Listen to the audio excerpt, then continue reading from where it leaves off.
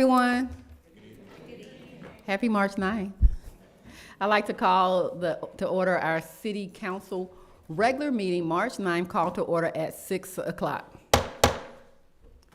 Madam Clerk, will you please call the roll? Yes, ma'am. Mayor Sarter, Present. Mayor Pro Tem Miller, Present. Councilmember A. Dixon, Here. Councilmember Messick, Present. Councilmember Kearney, Present. Councilmember C. Dixon, Present. and Councilmember Fox. Present. We have a quorum. Thank you so very much. This time we'll have an invocation by Pastor Richie Howard of the First Baptist Church of Jonesboro.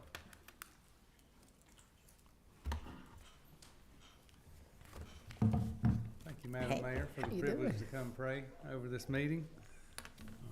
Let's pray. Heavenly Father, I thank you for this day, for the opportunity to gather in service to our community. God, I recognize every good gift comes from you. I ask for the gift of wisdom for our leaders tonight as they carry out responsibilities set before them. Lord, grant these leaders discernment, integrity, humility, as they make decisions that affect the people of the city. Help them pursue what is right and serve the hearts that desire the good of others above themselves. God, I pray for unity in this room, even when there are differences of opinion. May respect guide every conversation. May truth and wisdom lead every decision.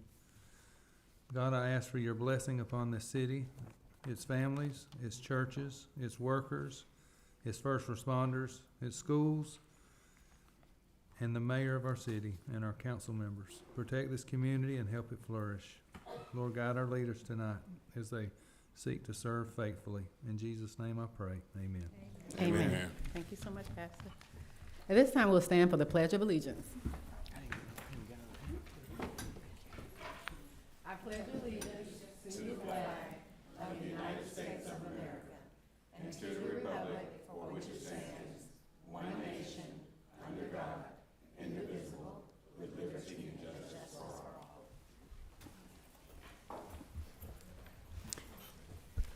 At this time, council, we have a agenda before us. Are there any additions? I'm going to start with Madam Clerk. Were there any additions? No, ma'am. Okay. This side, any additions? Yes. Okay. Sorry, my mic was off. Yes, I would like to add the newsletter for approval. I presented that last week back to the agenda. That would be item C under old business. Anyone else to my left? One more. I would like to add a parliamentary procedure presentation by Attorney Wiley. That would be new business.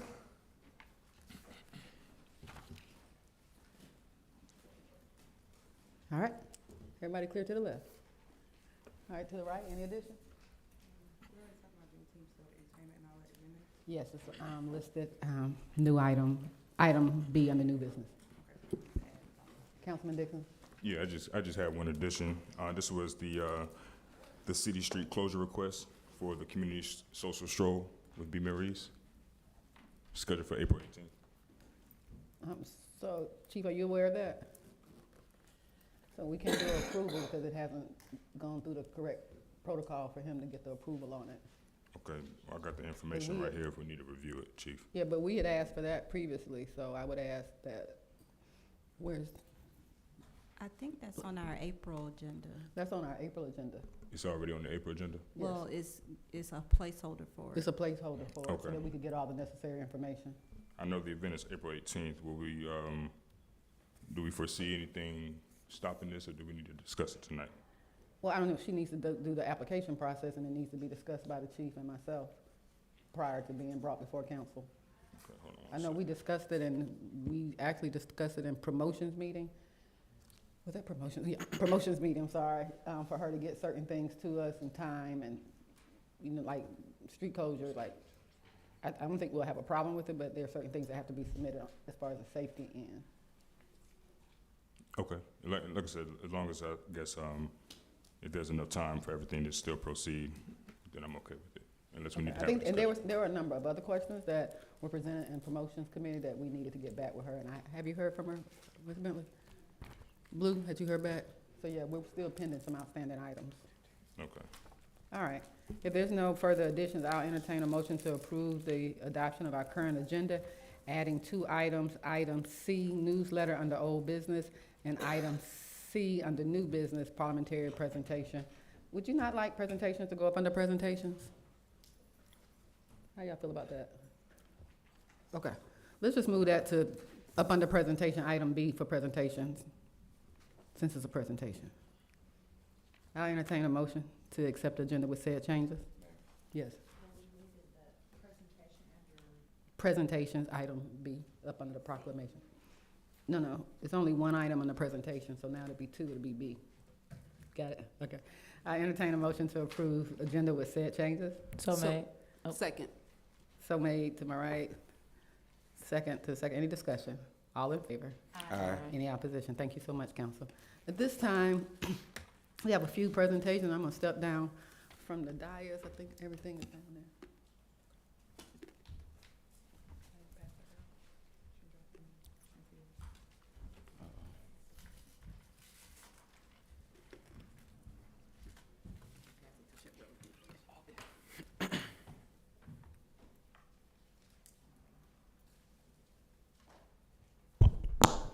All right, this is always an exciting part. I do it every year. It's a chance to acknowledge some really, really special educators and support staff in our community. So we have the opportunity today to acknowledge our Teacher of the Year and our Support Staff of the Year. And actually, we actually have Clayton County Public Schools Principal of the Year that's also from the city of Jonesboro. So if you would join me, and we'll save our round of applause to the end, but Tamala Turnage from Lee Street Elementary, is she here? If you would come forward. Tamala is a first grade teacher at Lee Street Elementary with 10 years of experience. Yeah, and if you would slide over here to your left. Next, we have at Lee Street Elementary, Kia Andrews.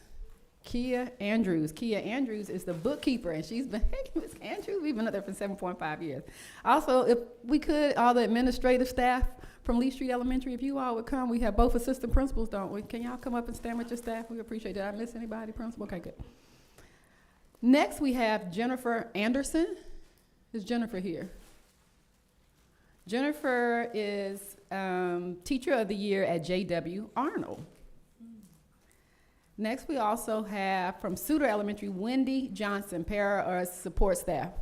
Anyone here from Suter Elementary? All right. From Jonesboro Middle School, we have Kristen Edwards. Suter Elementary, who do we have here? Arlesia Sloan, I'm sorry, Arlesia Sloan, Teacher of the Year. She's also a first grade teacher. So I see all the first grade teachers up here with 13 years of teaching experience. Thank you so much.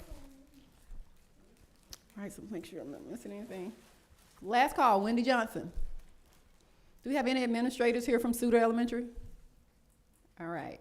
Jonesboro Middle School, Kristen Edwards. He's not here. Okay, Kristen Edwards. And then also from Jonesboro High School, Miss Javon Richardson Boone. And she's a 9th through 12th grade teacher with 16 years of experience. So come on up, Miss Richardson Boone.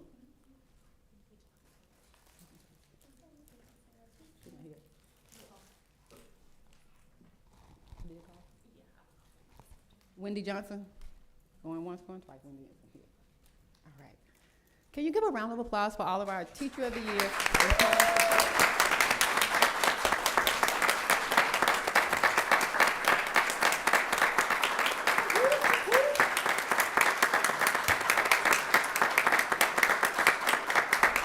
On behalf of myself, the mayor, our mayor pro tem, and entire city council, we applaud you for the contributions that you make to our future leaders, not only in Jonesboro, but in Broad. So thank you so much. And if you all would stay up here, last, I have such an honor that we have Clayton County's, not just principal, but principal of the year, our friend, Miss Kimberly Barnett. If you would come, like, that's huge. Come on.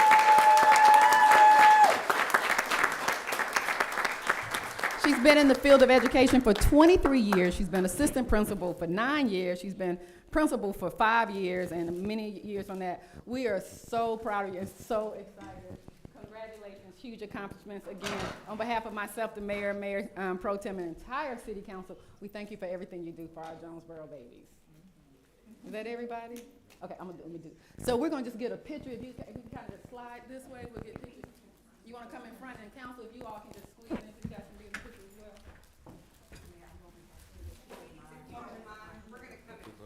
So, Ms. Principal Barnett was Mayor Pro Tem's principal. Yeah, but assistant principal. Oh, that's where she worked. Okay, she wanted to clarify. Okay. All right. So if you all would just come up, we're gonna take a picture, and then council will be behind us. Put a few here. Oh. And I forgot to do this part. This year, the mayor has, so if you notice throughout the city, butterfly theme for my tenure. So this year, I created a Mayor Sergeant Award of Excellence that we will strategically be giving out. Just different people do different things in the community. So there's no criteria, just that you have to do something really, really great. So Principal Barnett, you are one of the first recipients of Mayor Sergeant Award of Excellence. Where are you?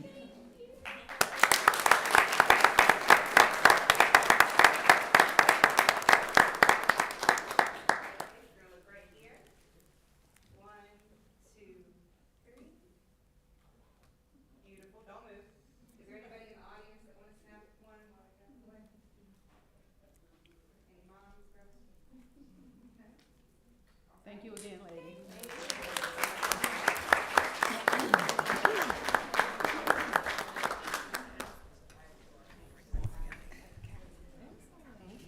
Is Bella Casco here?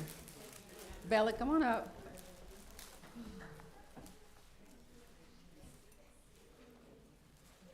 I want to take the time to acknowledge Bella Casco. She's a 9-year-old rising 4th grader at Kilpatrick Elementary, and she's been chosen to compete in the 2026 MLB Players STEM League Global Championship in Miami. She earned this amazing opportunity after submitting a winning STEM project video that showcased her creativity, critical thinking, and problem-solving skills.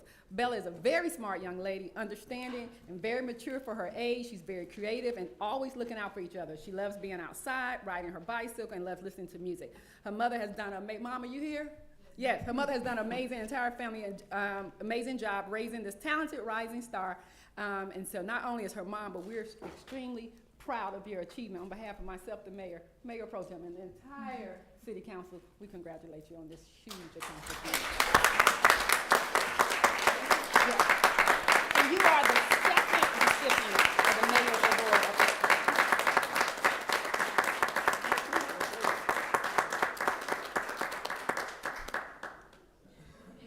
Thank you so much.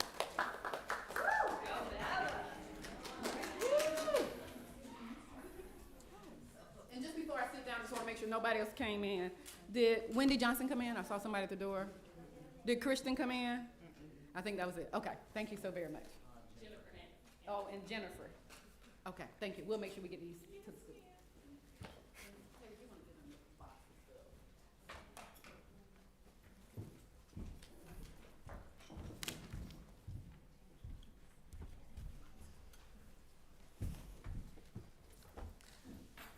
At this time, we'll have a proclamation honoring the civil rights icon, Reverend Jesse Jackson, by Councilwoman Chelsea Kearney and Councilman Cameron Dixon. First of all, thank you so much, Mayor, for approving this out of your office. And thank you so much, Councilman Dixon, for helping me, write this up and us getting this. Right. No, we're going to do it out there. I just want to say my thank yous real quick. So tonight we're going to recognize the life and legacy of Jesse Jackson. He was a tireless advocate for civil rights, economic opportunity, and justice. And through decades of leadership and service, he helped expand opportunity and give voice to those that were often unheard, as we know. And we honor his lasting impact and the example he set for generations to come. So if you all would join me in, remembering his legacy, I really appreciate it.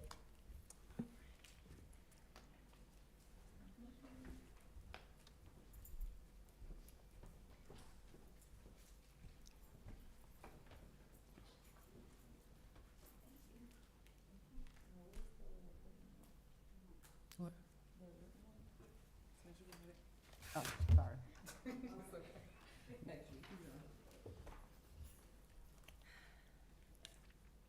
All right, City of Jonesboro proclamation honoring the life and legacy of Reverend Jesse L. Jackson Sr. Whereas Jesse Jackson devoted his life to the advancement of civil rights, economic justice, and economic opportunity. Oh, come up here. Sorry. I mean, in the mic? Oh, okay. Oh, okay. All right, perfect. I'm gonna just keep it where I would left off. All right, whereas Reverend Jackson served as a key leader within the Southern Christian Leadership Conference, where he founded its economic arm, Operation Breadbasket, to promote economic empowerment, corporate accountability, and job access for minority communities. And whereas he later founded the Rainbow Push Coalition, expanding the movement for social change and building broad multiracial coalitions committed to fairness, inclusion, and opportunity. And whereas Reverend Jackson's leadership on the national stage helped shape public policy, elevate issues of racial equity, and inspire generations to engage in civic life and ongoing pursuit of justice. And whereas his life's work reflected an unwavering belief that economic empowerment, political participation, and equal protection under the law are essential to a just and thriving democracy. Now, therefore, be it proclaimed that Mayor Dr. Danya L. Sarter, Mayor of the City of Jonesboro, Mayor Pro Tem, and City Council do hereby honor the life and legacy of Reverend Jesse L. Jackson Sr. and recognize his enduring contributions to civil rights, economic advancement, and the betterment of communities across our nation. Be it further proclaimed that we extend our deepest condolences to his family and loved ones and call upon our community to reflect upon his legacy by continuing the work of building opportunity, equity, and unity for all. In witness thereof, we have hereunto set our hands and caused the seal of the City of Jonesboro to be affixed this 9th day of March 2026. The City of Jonesboro, Georgia, Mayor and City Council. Thank you all.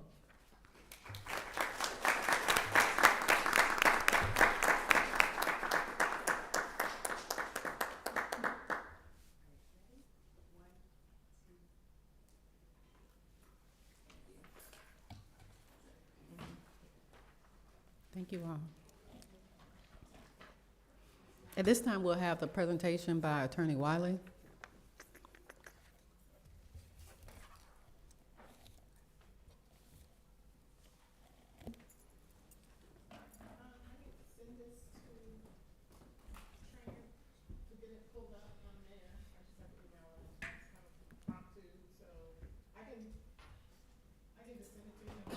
Talk about it. I have a presentation. It'll take me a minute to send to the back to Tran. Do we have a thumb Someone? drive? Um, We probably have one.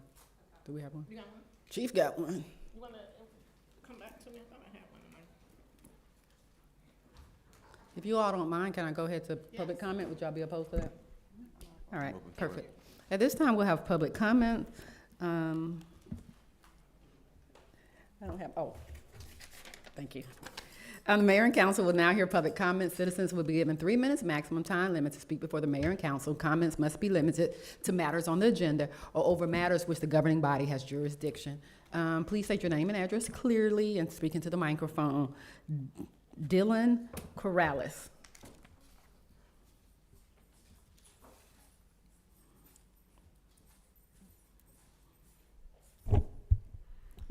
Dylan Corrales. I live at 220 North McDonough Street in Jonesboro. Good evening, council members. My name is Dylan, and I'm a resident of Jonesboro. I want to start by saying thank you. Thank you for prioritizing community communication. The decision to fund a city newsletter is exactly the kind of civic investment that builds trust between local government and the people it serves. I'm here because I care deeply about how we do this, and I want to make a case for the in-house monthly approach. Jonesboro is not a generic city. We are the oldest city in Clayton County. We were established in 1859, named after Samuel Jones, the president of the Macon and Western Railroad. We sat at the crossroads of Civil War history. Margaret Mitchell drew on this land's memory when she wrote Gone with the Wind. There is a texture and a depth to Jonesboro's story that doesn't come from a template. It doesn't come from a third-party content team in another city, working off of a boilerplate community newsletter format that they deploy in 12 other towns across Georgia.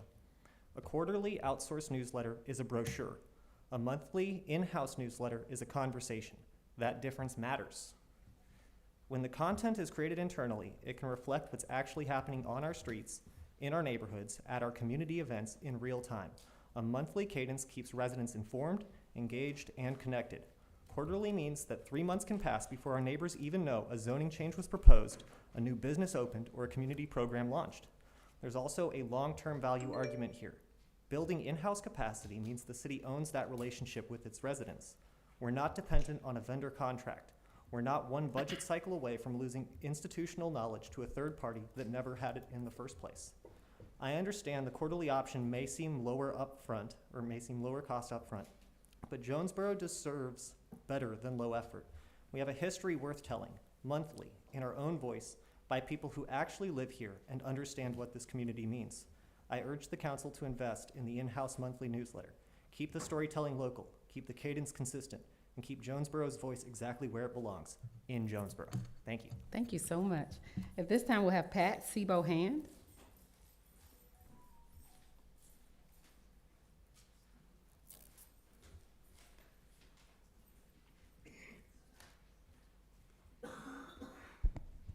Patsy Bohan, 175 Church Street. Good evening, council. Thank you for allowing us to speak. For some small cities, a newsletter, particularly in print form, is often the primary or only link to local civic life for residents. Many seniors do not use the internet, social media, or websites for the news in their city. By not engaging this generation, you are leaving out a large group of individuals who built this city. Many of our residents do not have access to the internet. For those living alone, seeing their own photos or stories in print provides a vital sense of belonging and recognition. Residents of small cities are most likely to worry about the disappearance of local news. For these voters, the newsletter is a tool for accountability, providing the context needed to understand city council decisions. Newsletters are kept by residents and business owners as keepsakes and reminders of upcoming events. The newsletter should be monthly and not quarterly. Quarterly is late news and not current. The newsletter should be kept in-house and not outsourced for content. I ask that you take all of this into consideration while you are making your decision, since you have already allocated the funds within your budget. Thank you. Thank you. Ms. Arlene Charles.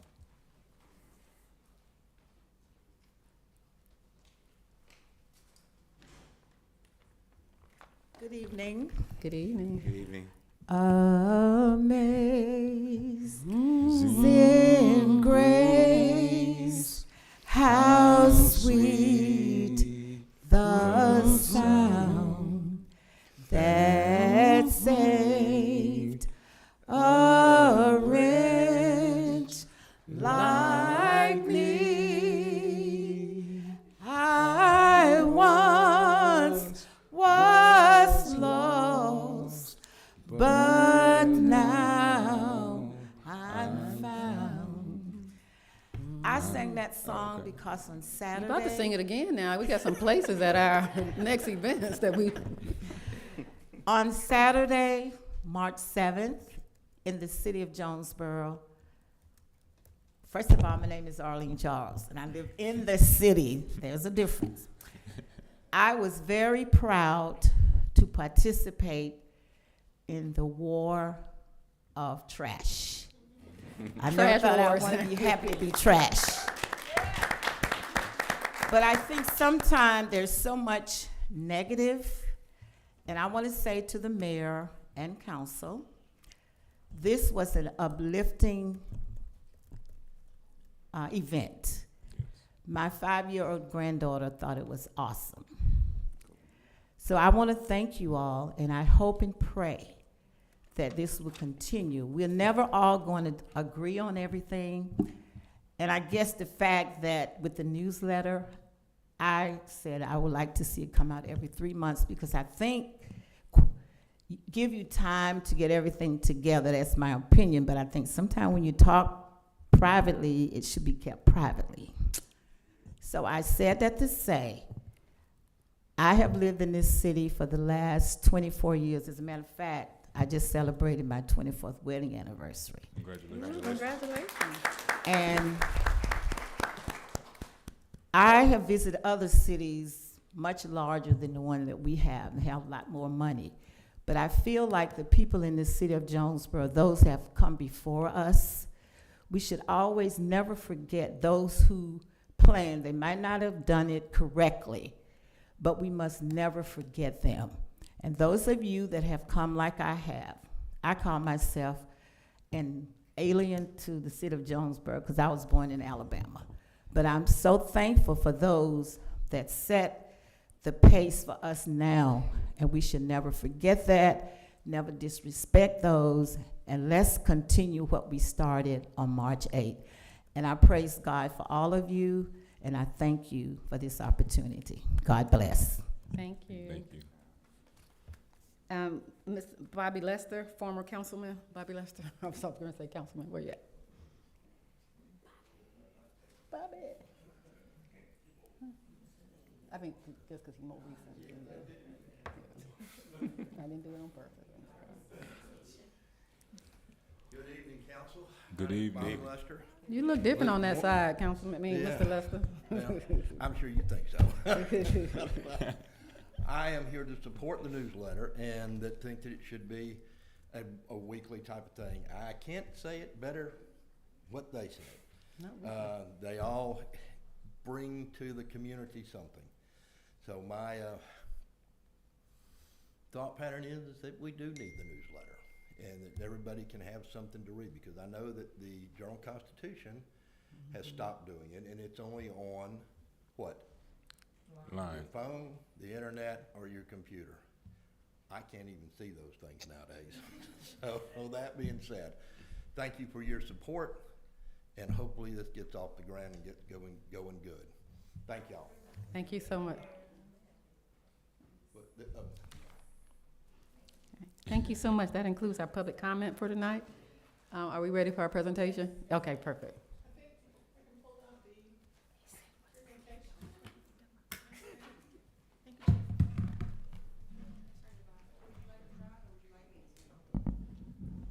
I like to drive.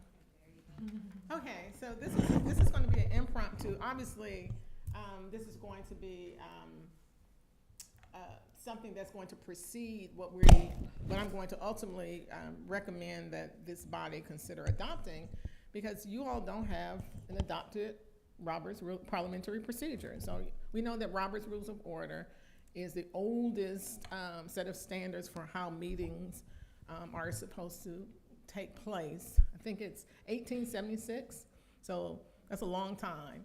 And so I just want to touch upon a few key points, and at some later point, Councilwoman Fox, Mayor and Council, I think what I would like to do is bring something more formal in the form of having a code of conduct or rules of decorum and parliamentary debate for you all to consider adopting. That may be something we can do after a retreat, Madam Mayor, after we discuss it and decide the type of the extent to which you would like to have a parliamentary rules of procedure. So just generally, we know that the mayor is the presiding officer under our code of government. The mayor's role when she's sitting here is to serve as presiding officer. It's the mayor's responsibility to enforce procedural rules, to ensure decorum, preserve the dignity and professionalism throughout all the proceedings, recognize speakers by controlling the floor and managing speaking order fairly, rule on points of order. And we'll talk about what that is, and we'll have to do another more extensive session on how that process will work. So as a presiding officer, when the mayor is serving as the presiding officer, even though she's a member of council here, the mayor serves as a neutral facilitator, impartial arbiter of the procedure, primary duty, ensuring a fair meeting process. Apologize for the double wording. The city attorney should serve as your parliamentarian. And you consult with them when procedural questions arise. Your ruling authority remains intact. The parliamentarian advises. It's this body that decides unless overruled by council vote. So the mayor will decide after the parliamentarian advises if there's a point of order raised. So these are just some core principles of debate taken directly from Robert's Rules. And this is how you have, some of this is going to be a no-brainer, so just forgive me. I'm not going to be long. But one speaker at a time, only one person may have the floor when recognized by the mayor. The mayor's recognition is required. Members must be recognized before speaking. You have to have germane discussion. All debate on the matter must relate directly to the pending motion or topic.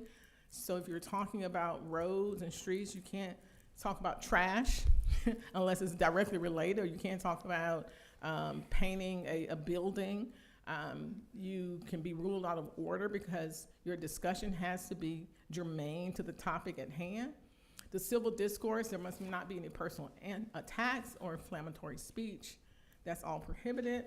And addressing the mayor. All remarks must be directed to the mayor, not to individuals. I'm a lawyer, so when I stand before a courtroom up against opposing counsel, we're not allowed to speak to each other. We have to address our comments directly to the judge who sits there. We're not allowed, we'll get in trouble. So when the mayor, when you're speaking, if you have remarks to be made, they should be directed to the mayor. The mayor then facilitates the question to whom, or the issue to whomever the mayor determines needs to answer. So these are just prohibited conduct. Robert's Rules lists there's a list of prohibited conduct that you are not allowed to do, and this will be considered to be a violation of decorum under Robert's Rules. Improper motives. So you're not supposed to suggest that one of your fellow members has corrupt intentions, meaning you only support this because you're getting something in return. I'm not sure why this is doing double, my software did double wording here.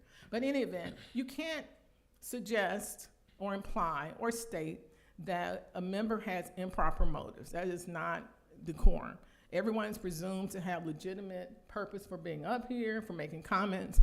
Now, you may think that, but it's not a proper decorum code of conduct for you all to say that. You can't accuse your fellow council members or the people on the dais, your governing authority, your members of the governing authority, being dishonest. Can't call them each other liars, frauds, or directly question your truthfulness. That's a violation of Robert's Rules of Order.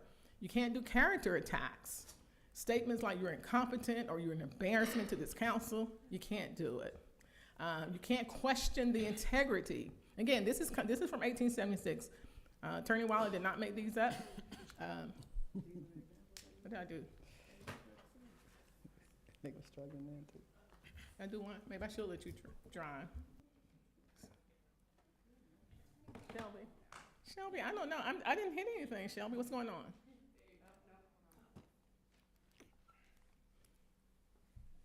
I promise. So as you can see, the goal is you want to have a meeting where the issues are debated, not the people, not the personality. So thank you. So you can't question the integrity. Everyone up here was elected. There's the presumption or assumption that you're doing, whatever you are doing up here is for the public good. Even if you all debate on whether it's the public good, you can debate the issue, not the person. So it would be improper to say you're doing this to sabotage our agenda, or this is just political theater. So you're questioning the integrity of motives of your fellow council member. So can't speak off topic. You can't discuss unrelated matters during a focused debate. You can't interrupt others. You can't speak without recognition over another member. Again, directly address, you speak, do not speak to members, you act through the mayor. And I don't think we have any time violations, but if you all adopt some rules to say you only have so many minutes to speak on a topic, everyone has 7 minutes per topic or 4 minutes per topic, then you have to abide by those time limits and define the ruling. So if a point of order is raised and there's a ruling and the person continues to do it, then that's a procedural violation and that's prohibited. So when points of order, that's how you raise the flag to something if you believe that a violation is occurring. So when someone is making off-topic remarks or improper interruptions or procedural errors, time limit violations, then someone can raise a point of order. Parliamentary's role is to help interpret these rules, ensuring adherence to the Roberts rules and our any kind of local rules. So if and when you adopt your own policies, you can be as strict or as lax, and you can alter Roberts rules. If your default rule is we're going to defer to Roberts rules, then Roberts rule will apply. So you're the decision maker, the parliamentarian advises. So you decide unless overruled by council, and that's the mayor. So this is a scenario where you're seeking parliamentarian guidance. So someone speaks and they said, does rule limit this motion to a single speaker? City attorney provides guidance on the applicable rule. The mayor says, okay, based upon the parliamentarian's advice, I rule that the motion is in order, or she could say the motion is not in order, and then we'll proceed. Unless you don't like the ruling of the mayor, then there can be a motion to overturn the decision of the presiding officer. But someone from amongst the dais has to raise a point of order. When a point of order is raised, all discussion stops, and the presiding officer then takes the person's point of order. If the mayor so chooses, the mayor can seek advice for the parliamentarian. The parliamentarian will give advice, and then the presiding officer decides the final decision. So that's just a tidbit based upon short notice to put this together. Obviously, it's a lot more in depth, and I'm happy to answer any questions if you have any. And if not, then I look forward to us exploring this further at some other date that's appropriate for the body as a whole. Thank you. Thank you. Public hearing, letter A. Public hearing regarding conditional use permit application 26 CUP 001, submitted by Tapestry School, Inc. The request is to operate a public charter school serving students in grades 6 through 10. The property is located at 142 College Street, Jonesboro, Georgia 30236, parcel 13241C, C014. Good evening, Mayor, Council, and the citizens of the community.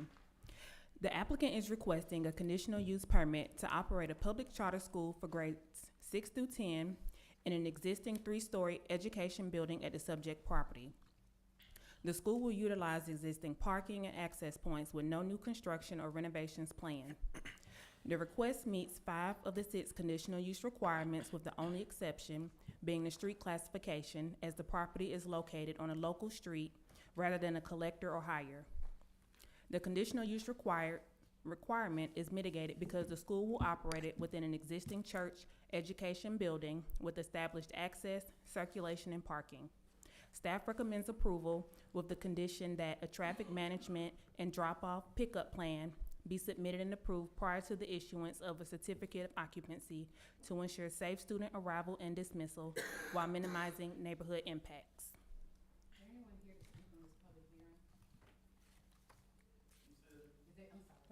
Sorry. Is anyone here to speak on this public hearing? Oh, I mean, so be it, yes.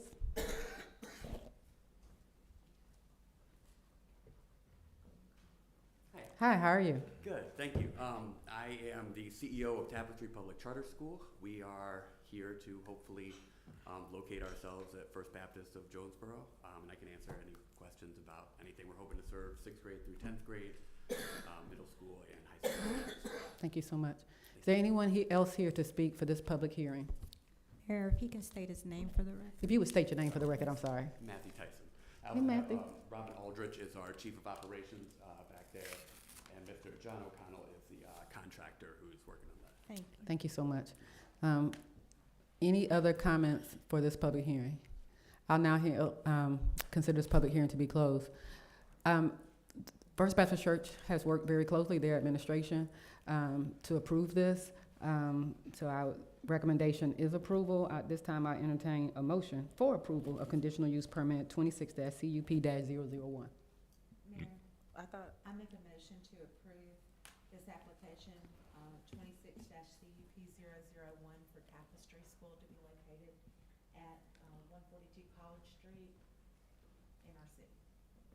Is there a second? Okay, any further discussion? Yes, I have a couple questions. What exactly is the funding, I guess, of this school? So this is a charter school, so there is, I mean, it's a charter. I think, are you all state funded or county funded? It's state funded charter school. Mayor? And the district, yes, so it's one of those combined models, I'm sorry. Okay, I'm just wondering, so will it take money from the public schools in the area?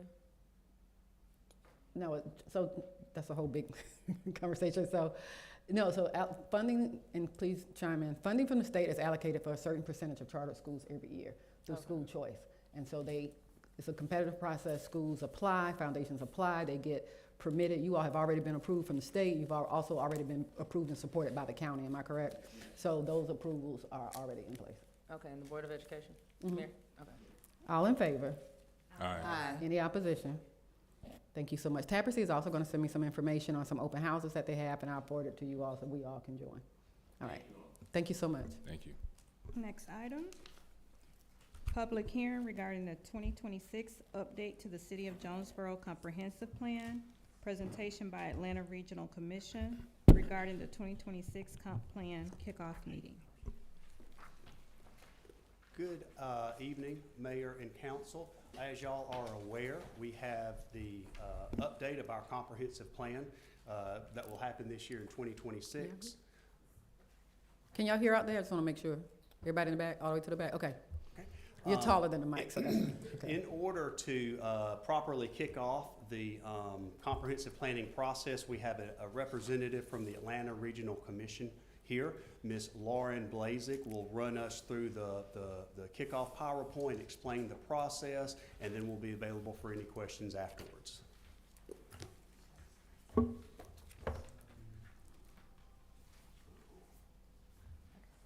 don't know why that first slide said Mountain Park. I apologize, that's not what I sent, so I don't know where that came from. But anyway, my name is Lauren Blazik, and I'm with the Atlanta Regional Commission. We have worked with your staff to, we have a MOA to update your comprehensive plan. This is something that state regional commissions are required to do by the Department of Community Affairs.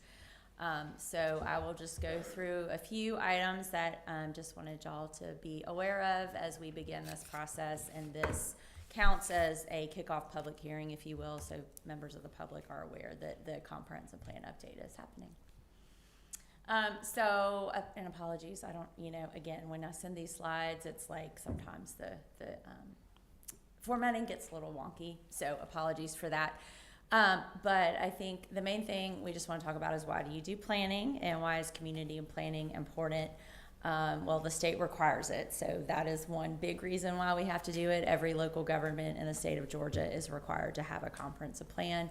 This is really important in terms of thinking about land use and future development in your community, also economic development, housing, both really big issues at this point, especially the housing.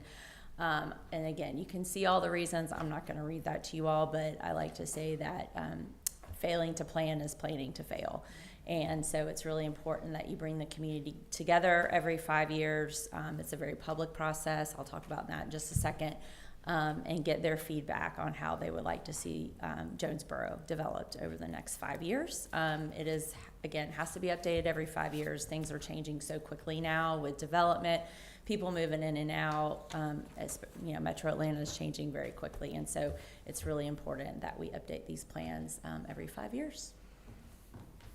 So there's a number of elements that are required, well, just 4 that are really required. And then you all are required, you can see that second row that is kind of bluish purple circles with the asterisks. Those are the things that y'all are going to be required to update. So again, land use, any community that has zoning has to update land use, economic development, transportation, and then housing.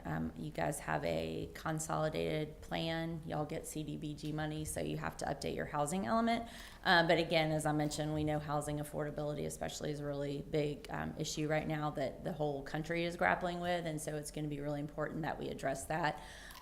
And we will be providing some good data around that, and perhaps hearing from the community about what their concerns are, and providing some strategies and some guidance on ways that y'all can address your housing challenges. But yes, these are the things that are required to be done. Vision and goals, needs and opportunities, the community work program. So that provides you with your 5-year sort of work plan of what are things that will help you all move ahead. And after you hear from the community and what your constituents would like to see done, you know, it provides you guys with a work program and your staff especially. And that community work program, if you've never seen it, it's got, you know, who's responsible for it, some potential funding sources. And so it is a really good plan for you all and your staff to follow. And broadband, I just heard earlier, someone was talking about not having great broadband service in certain areas in the city. And that will just be really kind of looking at where the service might be lacking. That was something that the state put into place that has to be required. I think it's been about 10 or 12 years ago now. These are, there's a lot of optional plan elements, and these are things that we could potentially assist with. And I think Blue and Faith both had a couple of items on this list that they wanted to look at, and so we're gonna work with them to address some of these other issues, but you can see that these plans can get really lengthy. If you hire a consultant, you know, sometimes you might have them do more of these things, but we're gonna really kind of stick with the ones that were on that previous slide, with a couple of exceptions. So again, this is what regional commissions around the state are required to assist with: the needs and opportunities, the broadband, vision and goals, a report of accomplishments, which I know Faith and Blue are working on that right now. So it's taking from your last comprehensive plan and seeing what's been done and providing an update, or if there's something maybe that's not a priority anymore, potentially taking it off the list, or if it's something that you want to keep on the list. It's not meant to be a holistic list of every single thing in the city that needs to be done, but anything related to the elements within that plan. So housing, land use, economic development, those sorts of things. So here are our roles and my roles. So I will be managing the plan. We had a little bit of staff turnover at the end of the year, so it's potential that there might be another planner from our group from community development taking over at some point. But for now, I will be leading this effort. And so we are required to have 2 steering committee meetings. And so there will be a steering committee that's representative of the community. There has to be an economic development professional on there. I'm pretty sure I know who that's going to be. And then, you know, and so they are working, I believe Faith and Blue are working on a list of folks in terms of who's going to be on that committee. And we will also do 1 public engagement, so we'll have 1 meeting. So you'll see on the schedule in just a minute. We'll probably have a steering committee, have a public engagement event, and then do another steering committee meeting before we finalize the document. And then we are responsible for obviously putting the plan together. We have to submit it to DCA. They have to review it. They don't necessarily look at every single word, but they have to make sure that all the content is there that's required. So they're not going to tell y'all we need to update they're not going to say we need to update the future land use map, for instance, but they will just make sure that all the required elements have been addressed properly. The community work plan is there, report of accomplishments, that sort of thing. And then in terms of the city roles, I came out a couple weeks ago. It was kind of a yucky day, unfortunately, but we did do a tour of Jonesboro. Quick fact, I grew up in Fayetteville, so I was already fairly familiar with Jonesboro, but it has changed a lot. So they'll provide a lot of key information for plan development. We've already done a big data poll with a lot of demographic, socioeconomic, housing information on Jonesboro and looking at how things have changed over the last 5 to 10 years here. So that should be really interesting to see that existing conditions report. And that'll obviously help drive some of the recommendations that come out of the plan, along with pairing that with what we hear from the community in terms of what their concerns and priorities are. So they're going to help with managing the steering committee. They will help manage and get the word out when we do have public meeting. We will also have a website. I forgot to mention that, but it is under construction. One of our interns has already set it up. And we'll be putting out an online survey in the next couple weeks. And so we'll need help getting the word out. So if you all have email lists to your constituents, homeowners associations, anything we can do to get the word out, we'll work with the city to get the word out on that, because we want to make sure we hear from as many people as possible. We'll have, again, the in-person meeting, so we haven't talked about where that might be, but, you know, City Hall seems like a good location.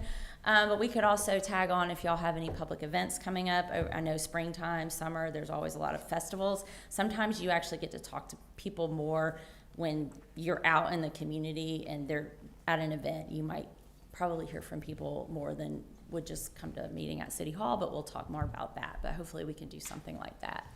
And then if there's any other engagement that the city would like to do, staff can oversee doing that. But we found that usually, one really good public engagement again, and then the online survey pushed out to the community usually is you get some good feedback that way. So here's our tentative schedule. We're already in March, which is hard to believe.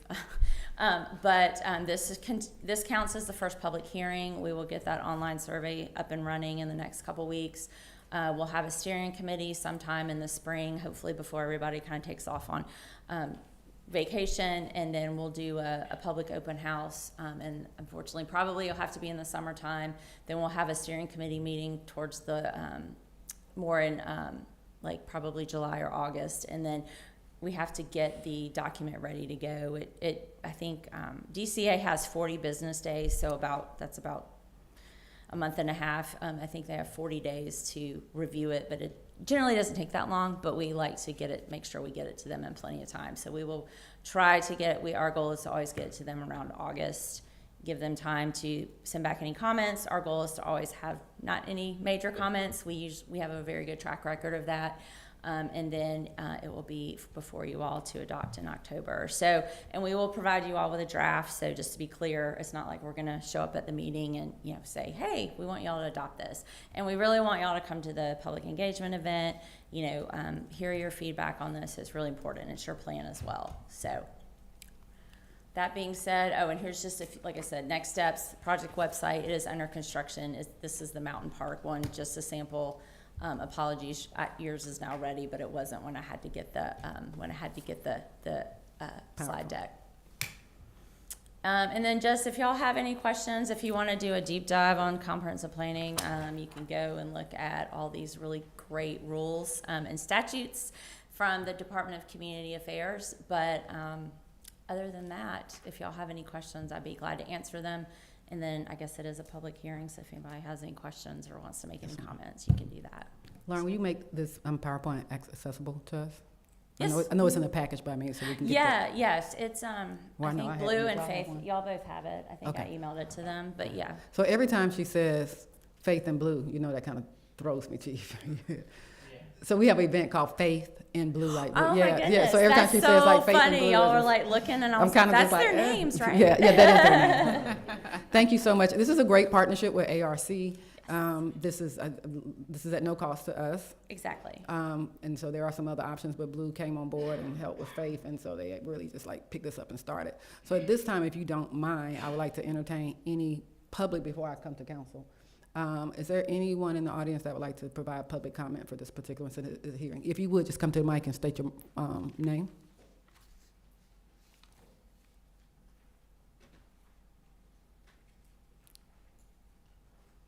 Hi. Hello. Hi. My name's Deepak. I live in Lake Spivey. I'd rather not give my address if that's okay. That's fine. Okay, so I've got a bunch of questions. What does ARC stand for? Atlanta Region Commission, Okay, what is DCA? Community Affairs. Okay. Okay, well, I mean, Sorry about that. you were talking so quickly, I was just curious what it was. So you mentioned that you're doing online surveys. As we talked earlier in today's meeting about how a number of people aren't really used to the whole online thing, will surveys also be sent by post mail? So we'll look into those options. We're just getting to this phase, but I think in the past we've done mailer. So there's some other options that we have, and I know we have some targeted populations that we can get it out to. Okay. How often do most cities update this plan? Five every years. 5 years? That has to be done every 5 years. Okay. Now you mentioned something at the very beginning. I didn't catch it. It was you said something like CVT money or something like that. CDBG. CDBG, Community Development Block Grant. So Okay. that helps with different types of infrastructure improvements like sidewalks So we've used our CDBG for sidewalks, we've used it for home renovations. And I think we've used it for some park renovations. If we do this plan, then we get more money from the state? No, it's kind of like we're in compliance Oh, okay. for things. Yes. Got it. There's a lot of other grant sources too that, and state finance things that you have to stay in compliance, so it's qualified local government status. Sorry, I kind of glazed over that, but you do have to update it every 5 years and get it done by that deadline, or else you do become ineligible for a lot of state, Funding. funding. Okay. Yeah, Um, good question. do we have a previous plan? Yes, Where sir. do we find it? I think there's a link on it is on our paper, but we'll check. Madam Clerk, would you please make sure it's still Yes. posted? Yeah, it's called It's a Blueprint Jones. Blueprint, Yeah, online. Okay. Oh, but if not, we'll lift it up a little. okay. And then are the committees that you mentioned, are they made up of like residents of Jonesboro or? Yeah, so I guess I don't know, call y'all committee chairs. They're working on coming up with a good steering committee, and then they'll submit it to me, not necessarily for approval, but for recommendation. But we typically model off what we've had in the previous years, business owner, resident. We try to get diverse, so I haven't checked in with them, but they'll have a committee for us, a steering committee. Okay. And then you mentioned some future land use map. I was curious, where do we find this map? It should be on your website. It's on It's the on our website as website, well? It's in the comprehensive plan document. Okay. All right, that's it. All right, and also, we love everyone, but you're actually in the unincorporated area, so this comprehensive plan covers our incorporated area, which is 2 points. So Lake Spivey is outside, but we definitely appreciate your feedback. But I'm just, as we're moving through, like if you like, oh, I didn't get a survey, the survey will only go to those that live in incorporated Jonesboro. Okay. All right, Thank thank you. you. Clayton County has to do a conference. Yeah, they do, yes, yeah, so y'all, Go on their Oh, okay. website and they will have one. yeah. Didn't know that. Thank So- you. So now your head's up, because you know all the definition, Thank you. Can you, sir, can you spell your last name for the record, please? just for the record. You don't have to give the address. It's Gupta, Gupta. Thank you. Thank you, Mr. Gupta. All right, is there any other people, any other public comment in regard for this hearing of our comprehensive plan? At this time, I entertain, oh, I'm sorry, Ms. Charles? I gotta come to the mic. Oh, she's gotta say it again.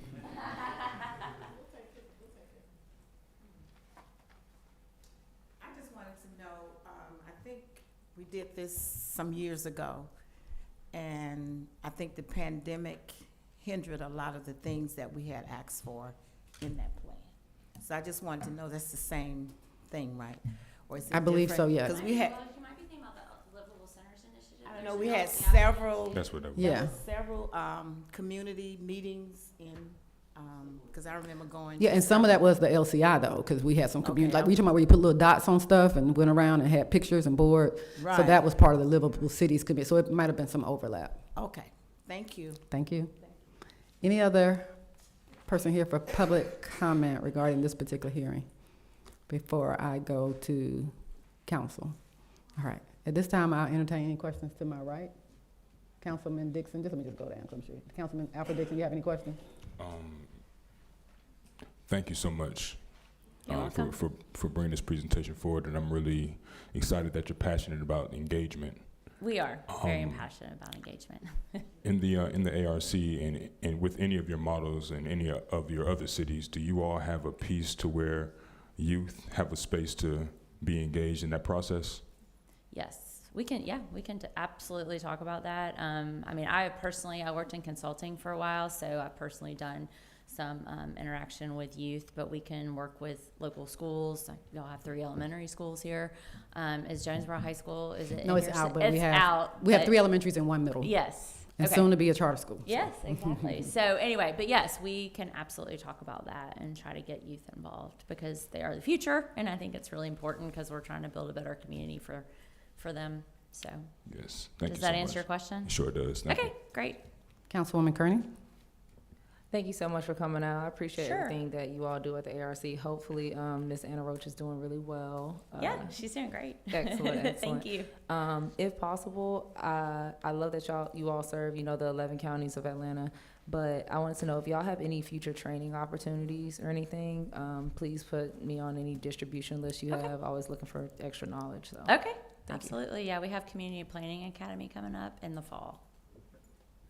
And are RLI applications closed? No, I think I today. think they're still open and for maybe another week or so. Yeah, so But that's Regional Leadership Institute is amazing. And I think Councilman Dixon and I have both graduated from that. I think I sent you all Oh, all y'all of did? that. Okay. Amazing. Where would Yeah, I be it's without so my great. RLI Yeah, family? Yeah, that's it's a great program. And I also, I did not mention that I am the LCI program manager, so we always hold up Jonesboro as like a great model for the Livable Centers Initiative program. So kudos for that. Mayor Pro Tem. Again, thank you for being here. Of course. I appreciate the presentation. Sure. But simple question, as far as the steering committee meetings, are those available to the public? If you're not on the committee, is there any way that the public can know what's going on, have input rather?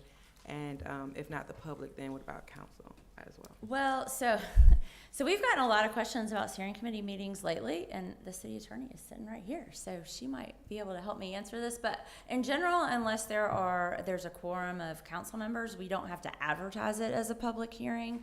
So say if there's a member of council appointed to the committee, there may not be, it depends on what y'all want to do. They don't have to be advertised to the public, but I do not believe we can't keep people from showing up. I think it's just important to understand that steering committee is meant to represent the larger community. And so ideally there will be folks on there that will represent different voices. And then when we have the public meeting, that will be open to everyone, as well as that online survey. That would be their opportunity to provide their input.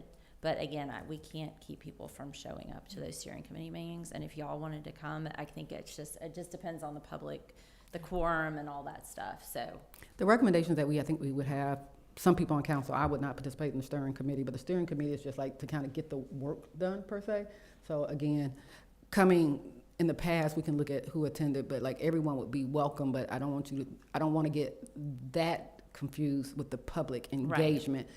So we want to keep those really clear and have a really solid core for the steering committee. Correct. And it's very typical in the planning process, community planning, to have a steering committee of some sort that represents the community and to kind of help guide the plan development itself.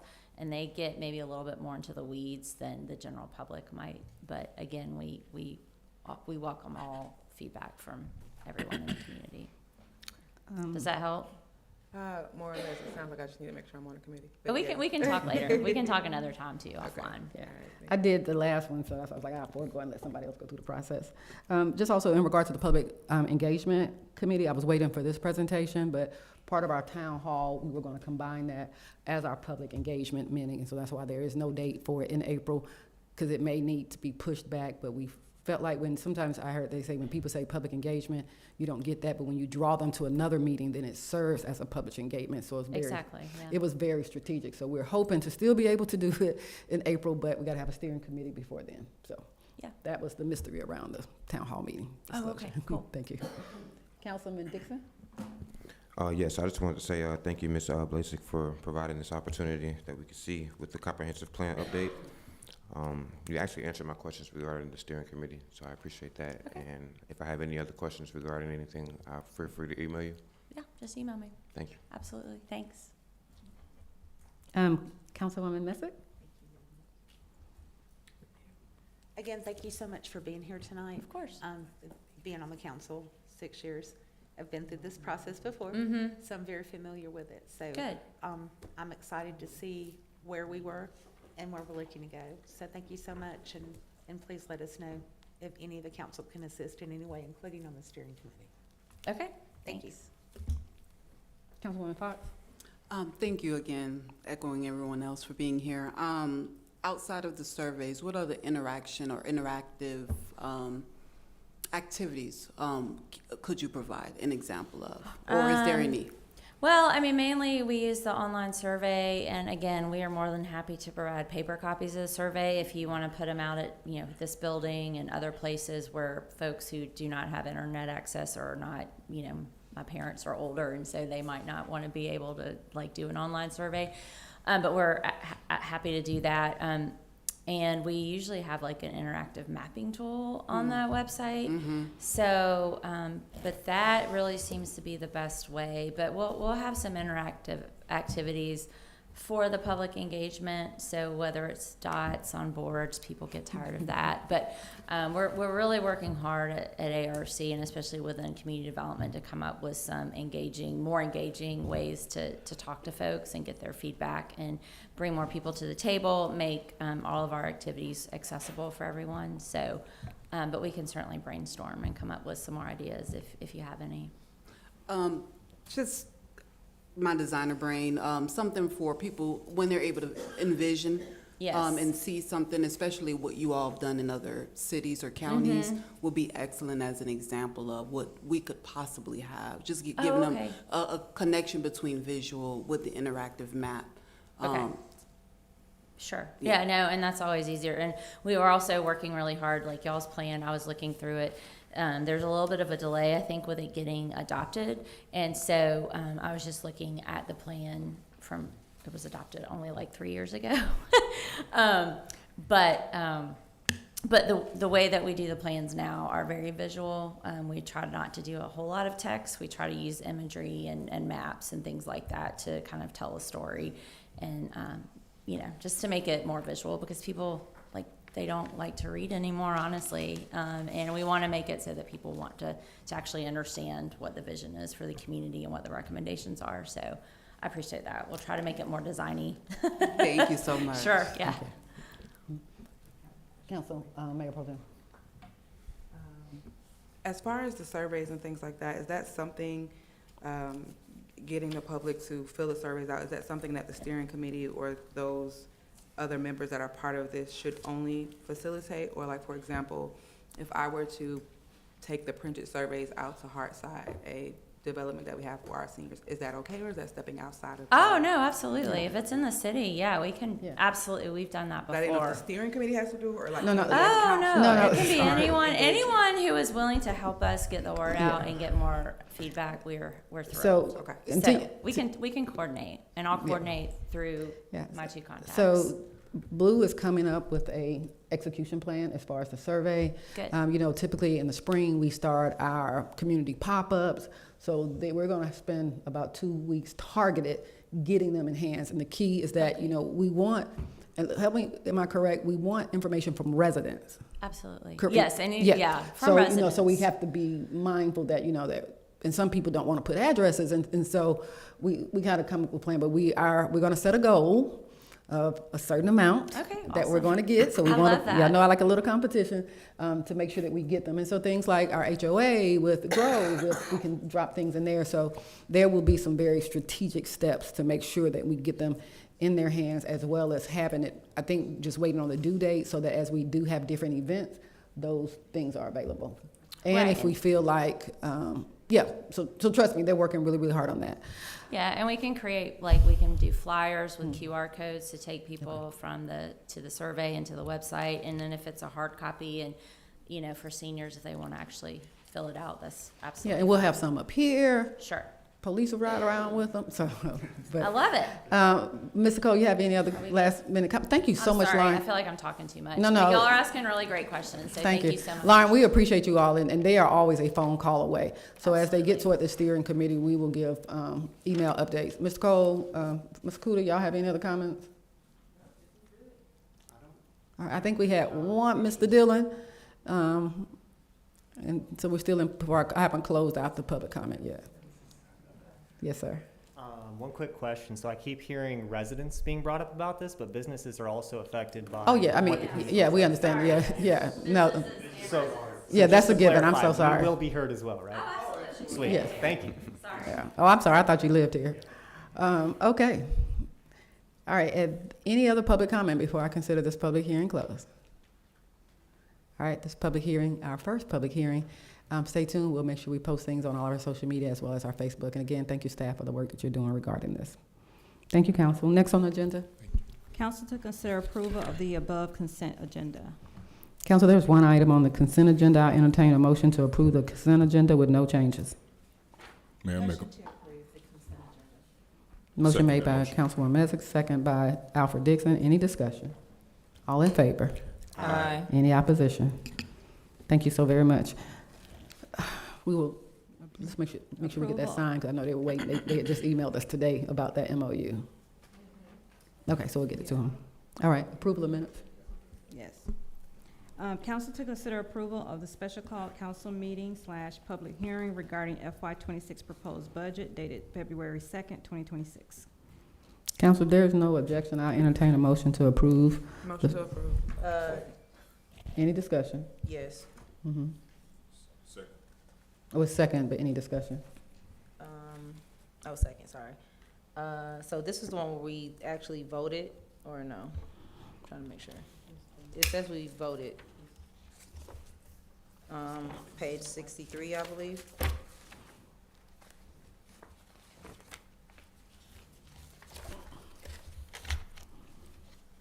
This one was on February 2nd? Yes. The February 2nd was the public hearing. Was the actual public hearing. There was Okay, no vote it taken. wasn't actually the vote, though. No, it wasn't the Okay, vote. I was just making sure. Got it. All in favor?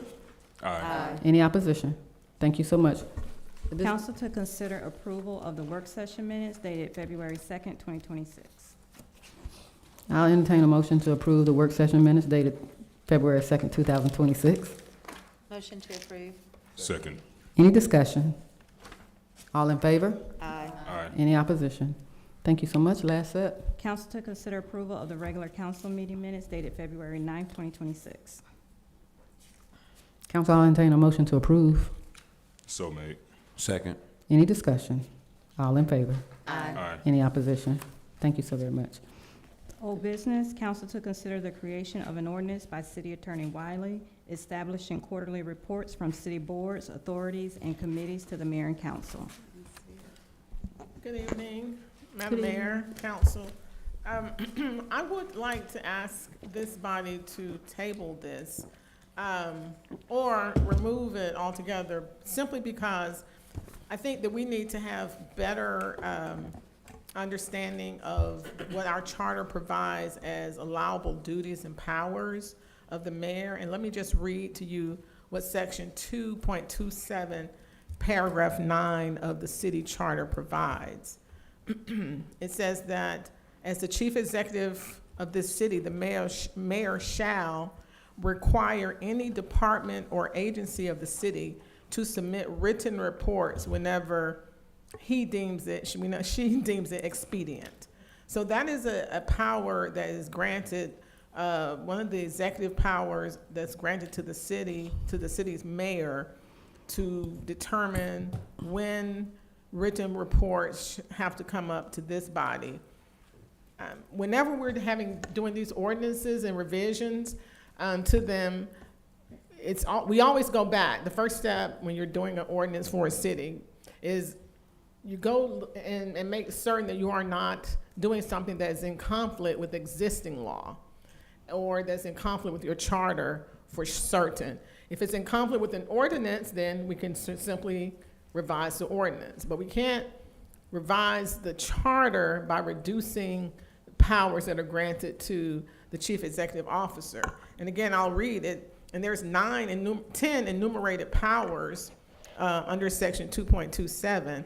And so what I think will happen, just as with the parliamentary procedures, as we get into retreats or training, I think all of these things will become clearer to everyone, and hopefully we can clarify and understand what the limits of what the body is as a legislative body, and then the chief executive officer as determined by the charter. The charter's been around a long time. So again, I think we should just table this until there's a different discussion. And maybe the mayor will make a determination as to when she wants to have these written reports submitted to council, but it certainly is not something that we can take away by form of an ordinance. Mayor, Yes. I make a motion to postpone indefinitely due to it being in conflict with our charter. There's a motion made. Is there a second? Motion failed. Is there a second motion? Make a motion to table. Do we have to address the first motion, which is council to consider? Oh, all in favor? Well, it didn't no one seconded. So we don't, okay. It failed because no, failure to second. Okay, okay, make sure, okay. But there's a motion. She said indefinitely, so you just want to table it? Just table it until, just as Attorney Wiley said, until we have a retreat to discuss and just gain a better understanding of everything. So it's just a motion to table? Mhm. There's a motion on the floor to table. Is there a second? Second. Any further discussion? Yes, Um, Councilwoman Fox. Yes, so, may I address Go Attorney ahead. Wiley? Okay. So when you say written report, so is it the conflict, I'm trying to understand what the conflict is. The conflict is it just needs to be written and sent out, or the conflict is we can't do it, period? We cannot ask for a committee update, period? I'm just trying to understand, what exactly the language needs to be in order to get something like this passed, possibly. So in this body, just like in our federal government, our state government, there is a separation of powers and duties. So we know that our president is the chief executive, and you have the Congress and the Senate. That is, the Senate and the House of Representatives. That is the legislative body.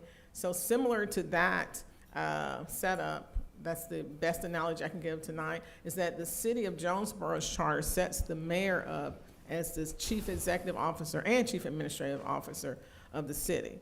And the city council cannot legislate by ordinance anything that conflicts with the direct power given to the CEO of the city. So if you were to create an ordinance that says we're requiring these agencies, these entities to bring quarterly reports to council, that's arguably interfering with the powers and duties of the mayor under the charter, which says, as CEO of the city, the mayor shall require any department or agency to do that. So it's in the purview of the mayor to do that, and the city council can't enact an ordinance. Your charter prevails. The city can't, our ordinances have to be in common, can't be in conflict with the charter. So that arguably would be weakening or diminishing an express power of the CEO under the charter. And so that's why I think when we have our retreats, we'll have more discussions about this, and we can talk about the form of government and what we have as opposed to other jurisdictions. But that's why I wanted to just table it. And whether or not there's some type of internal discussions about that amongst the members with the mayor, that's perfectly allowable. But to create a law that conflicts with that express duty, I don't believe is advisable. Okay, thank you. And council, thank you. There's a motion on the floor. It's been appropriately second.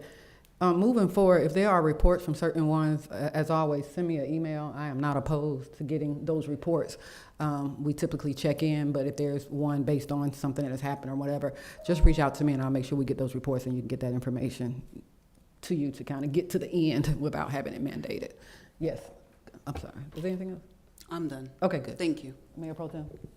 I'd just like to request, I think maybe in the spirit of the ordinance, if maybe we could all, if it's not too taxing to staff, have all of the committee's meetings just put on our calendar until we can figure all of this out to ensure that, because I'm assuming that the spirit of the ordinance is to keep all of us in the loop and abreast of what's going on in the city, and we may miss it. And I know for sure that I missed some, and we're moving them to make sure they're on the same dates and things like that. So if there's any way that we can get all of the committees that we have, their meetings just set on our calendar the same way that our council meetings are set on our calendar until we can figure all of this out, that would be my request, if that's possible.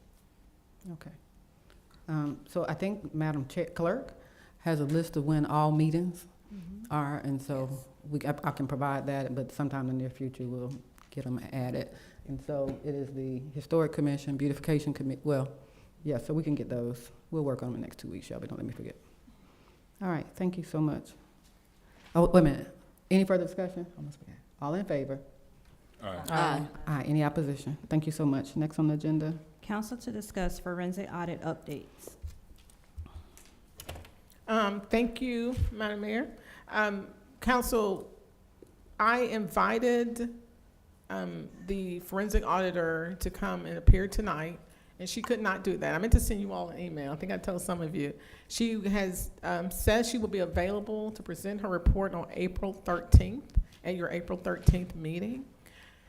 And she will come and present that, and that's the only update that I think I have, unless there are any specific questions. I think that was the main question that you all wanted to know. I did ask what it would cost to complete the audit. You recall that you approved at the last meeting the $45,000 invoice payment, and so I asked, well, what would be the anticipated amount to complete the project? And she told me she would let me know when she has time. So I don't know what the ultimate final cost will be, but I'm anticipating and getting it soon. If I don't hear from her this week, I certainly will follow up, and we'll know well before the 13th. Can we check with her by midweek, just to see? Yes, Also, ma'am. council, just, Yes, ma'am. thank you so much, Attorney Wiley. So I think when we left, we also removed something from her scope. I did, we and did she- remove grants. Yeah, and so, she approved that. So, we are waiting again for her. And you have also asked for a draft, didn't you? I did ask for a draft, that's in the contract. I did ask for a draft before the 13th, so we just can see what is coming, so everyone won't be surprised. Councilman Alfred Dixon, I did inquire about the 2022 credit card transactions, and she said she had those. So that should be within the scope of her report. She did not need those. And that's it. Thank you so very much. There's no action to be taken on this particular? No, matter? there's no I don't have any action, questions. Madam Mayor. Mayor Pro Tem? You mentioned something was removed from the scope. I was just wondering what was removed. The grants. Okay. Yeah. Councilwoman Kearney.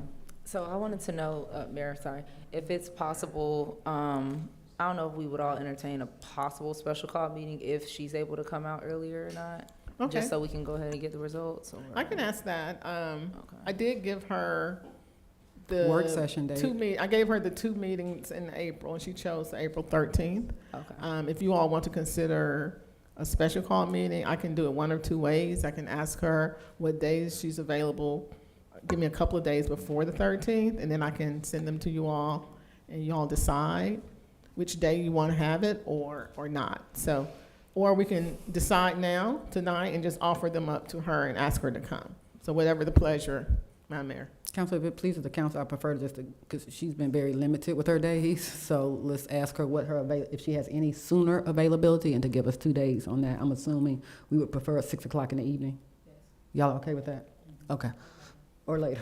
Yeah, so we and that's the only thing that's on the agenda. So if you would just ask her first availability prior to, if it's not the work session. Yes, ma'am. And then we have some dates that we're out of town, so we'll put those dates down. Thank you so much. Any other updates or questions regarding the forensic audit update? Thank you so much. Item C. Council to discuss the newsletter. Attorney, or is it you? Who's it? Attorney? Yes. Is it you, Councilwoman Fox? That was I think me. that was Oh, okay. Councilwoman Okay, I wasn't Fox. sure. Okay, you were looking at her and I was looking at you, so I was like, Yeah, okay, go I was ahead. looking for you to, Well, I didn't know whose name was on it, that's why, so. yes, so Okay. I wanted to put it back on the agenda because it Okay. was taking off last week. As far as just council, Attorney Wiley, I saw your email. I guess I'm trying to, here's what I would like to do, based on what we've heard tonight, and based on the feedback that I received from the community. In-house newsletter, we just want that back. How do I proposed the committee because I know that staff has a lot on their plate, and that's the last thing I would like to do, and anybody else would like to do is add an additional, just something where people can get involved, and, we can have people to fold, we can have people to do the graphic, just utilize people's skill set where they're strong at, and be able to participate with getting our major communication tool that we've had for the last 20 years. I have copies here that someone graciously dropped to me, and they kept these for many years. This is how important this is to our community. They don't have to keep these. Many people just came by and just started placing them on my front porch as a sign of, yes, we want this. So that's all I'm trying to do tonight, is figure out the best way. The majority wants it in-house because, as one of the public comment, Dylan said, this facilitates more so like as a conversation piece because we're a small, tight-knit city, and we want to keep that organic touch. I'm just trying to find the best way to facilitate that, if you can please help. And if I could just speak to Councilwoman Fox. So point well taken, but I do want to clarify some things that came up in public comment. We do not outsource content. The only thing that was outsourced in the last email was graphic design. And I felt like that was reasonable. It was not, Mr. Tran sent me the price. It was like $150 for him to take what Councilman Dixon had designed and just graphically put it in a very pleasing manner. I think that was like $150, and so he sent me those as well. I also was torn between the idea of when I had asked Councilwoman, at the time, Councilwoman Miller and Dr. Dixon, because businesses had asked for opportunities to advertise. So I was hearing citizens say, we want this, but I also had a number of businesses to say, hey, are there opportunities that we can pay to advertise? Because we have to be mindful when we don't do it that way and we spotlight businesses, it can be considered as a gratuitous clause, which I didn't know. So the reason behind going into it quarterly, because it takes that much time to run an advertising pattern. So I want to be kind of clear, because I think this quarterly kind of got like a bad grip, but it was my way of hearing businesses that wanted to advertise, doing it in an equitable way, because I would hear when we had the previous newspaper, let me just tell you, I have my stack of them at home too. My son was featured in it when I got married, so I love keeping them and I send them out to my family. But then we would feature a business, and I would have other businesses say, well, why my realtor business couldn't be in it? Why was Ray's featured and not when I opened? And so trying to balance equity among businesses. So either we say we do something and just don't include any businesses, tell everybody to come put their business card in a, and I think about these things, like have all the businesses come put a business card in a fish jar, and every month we pull somebody, and then that's the one that gets advertised. You know, we got to think of ways, because like I said, I didn't understand the legality of featuring one over the other that was not charged. So trying to find a happy medium in between. I also have citizens as well as people that are closely engaged with the city of Jonesboro that ask for a digital newsletter. If you were to give me a choice now, kind of like my phone bill, I'm going to choose digital. I also want to send links. We were at two people at the Trash Wars that were on my team that don't live in the city, and they asked, like, how do I hear about something? We would love a digital newsletter. So what I have spoken with a few people with and a few staff is that we can bring a newsletter back, but I will say it again, it has to be a standard of excellence. I am not going to publish several thousand newsletters that's not grammatically, mechanically correct. I just can't do that. I do feel like we can bring the content together, and whoever wants to help and design something. Mr. Tran has sent me a quote that it goes out of the Meller House. There are some things that we can do, and it still is not outsourced. The outsource was a means of allowing businesses who had said, we want to advertise. What are ways that we can advertise? So that was the solution from that. Maybe next year we do 2 of those booklets and then do the monthly or something. There's an easy sense of compromise here without, saying that we don't want the newsletter. And I am open to that. And so however we want to convene to move forward, Tran gave us some quotes that I think everyone, I don't think nobody was not pleased with the last newsletter. And thank you so much, Councilman Dixon, for giving us a big, huge push. And I feel like that's like an iron sharpening iron. You got the bulk of the work done, we sent it to someone, we polished it up, and boom, we had a newsletter. And then I've also talked to Mr. Tran, what format can we use so that when we design a print newsletter, it easily translates into a digital. And then after 2 months of sending it out to everybody, then it's set up like a subscription and it's cost effective. So you get the newsletter, you read it, you love it, you scan the QR code and you say, continue my subscription. Or you say, sign me up for digital. And so we put out this newsletter twice to the masses. And then there we began to build up our constant contact list. Then we also have our subscription, because we might find out that only 800 people want a hard copy. So there are ways that we can do it, and I think the beginning of the discussion about it was great, and we can continue to do that. I think my first effort was making sure that the funds were there, and the funds were there. Y'all, the budget just got approved last month. And we had a whole list of stuff to check off. So Councilwoman Fox, if you want to meet and coordinate and figure out how we can put it out there so people can give us feedback, I can tell you that a one-page pamphlet doesn't get a lot of information in there, but we can try to do it and aim for a May 1st newsletter, maybe mid-April, and get it done. That's my thoughts. Mayor, Yes. I like the idea of getting feedback, 1 or 2 subscriptions, but the thing is, the people that are gonna want. Mike. Oh, I'm sorry. It's on. The thing is, the people that are gonna want the hard copy are probably not gonna use the QR code. Yeah, so could we they put can like a- call, they can email, I'm sorry, we can Point call, over. email, I'm sorry, when I don't get all my thoughts out. Forgive me. That's Not okay. being I was rude. gonna say, if we could get that into their hands to where they've got a tear off, that they can mail back in and say, yep, I want this. This is what I want. I want a hard copy every month. Yeah, and we're thinking of that, like we had said a phone number, we're gonna do just a dedicated line, a dedicated email. Just call up there and tell Miss Pat, Miss Bruce, you want your newsletter? Continue to send my new, so, yeah, I'm so sorry.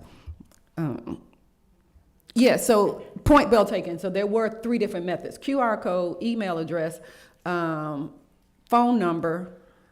We will also put it on social media because we want to invite larger members of the committee to also have access to electronic. Now, I don't feel like we should mail outside the city. That's just my thought. But I do feel like electronic copies should be available to everybody. Are y'all okay with that? Okay.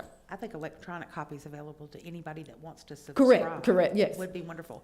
That are, especially some of our legacy residents, they're gonna want that in their mailbox, in their hand, once a Yeah, month. I think to your point, there's a way to do that, and if you just give us a chance to navigate that, we'll make sure. And that's why I said 2 cycles of it going to everybody, just in case somebody missed it or something like that, and then we'll continue to push it out on social media and things like that.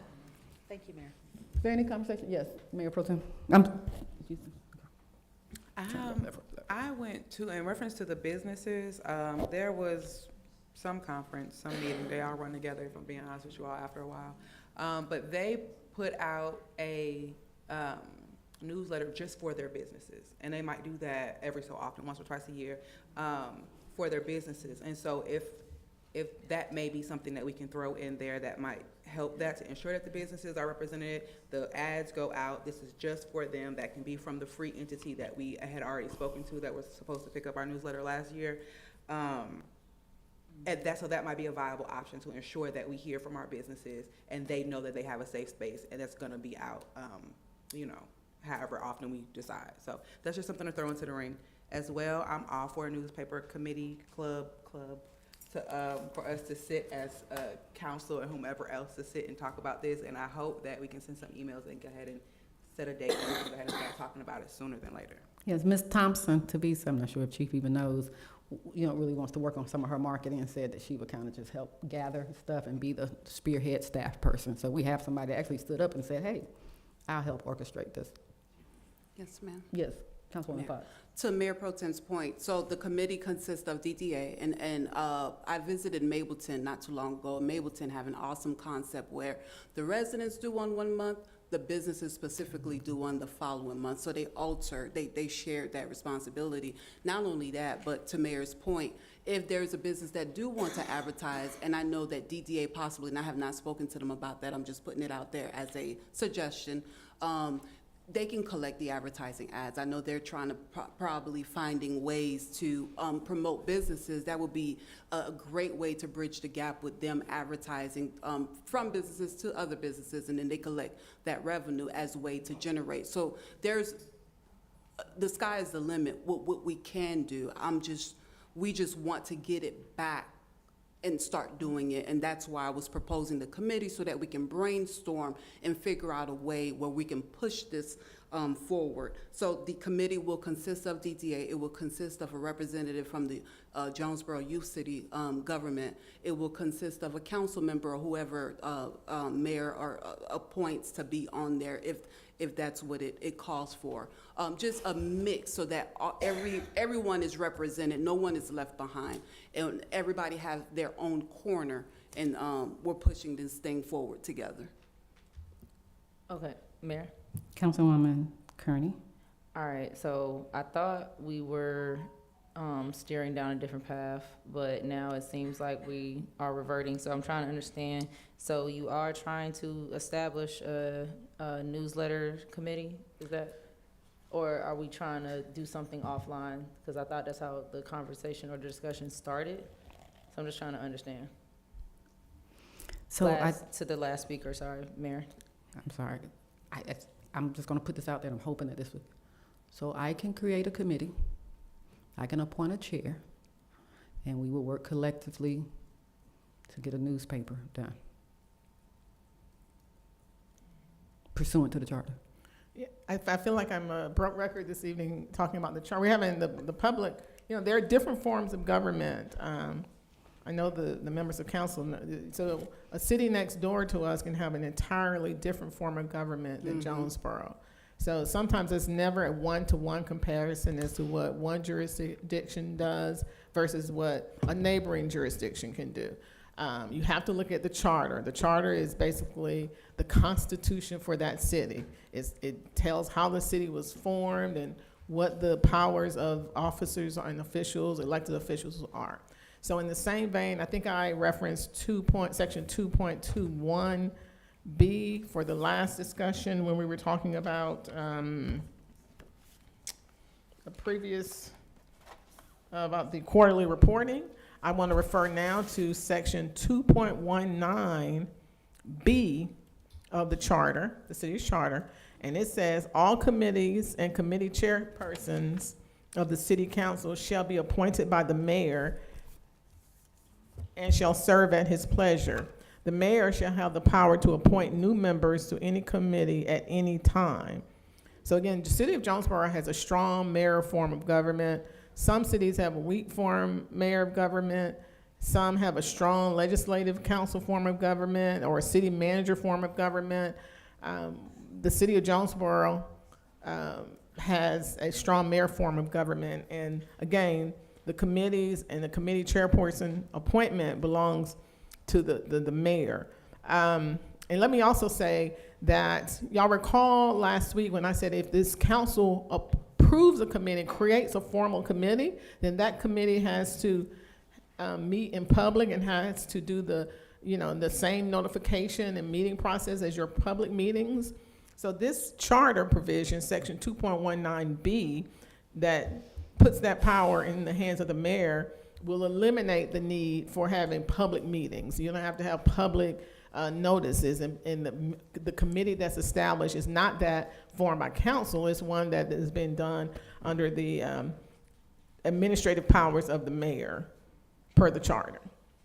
And again, I look forward to mayor and council to discussing all of this in one setting so we can all ask questions and get greater understanding of this. We're just in the first, this is March, so we're early on, and I just look forward to having these discussions in a different form at a different time. All right, Mayor. Councilwoman Kearney.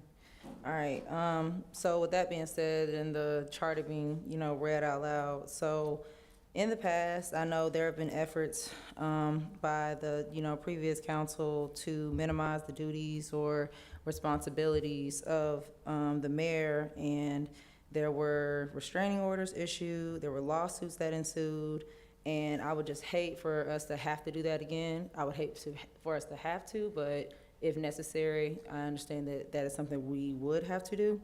So I know the last time that costed the city $300,000, up around that amount, if I'm not mistaken, if somebody wants to chime in. And every single time that council was taken to court, they lost every single time.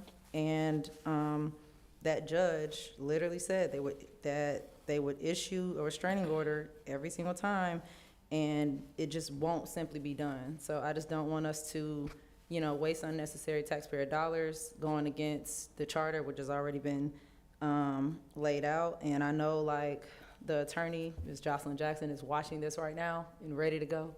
So just wanted to make sure we put that out there, and I really don't want us to go against our charter. So, thank you. Thank you.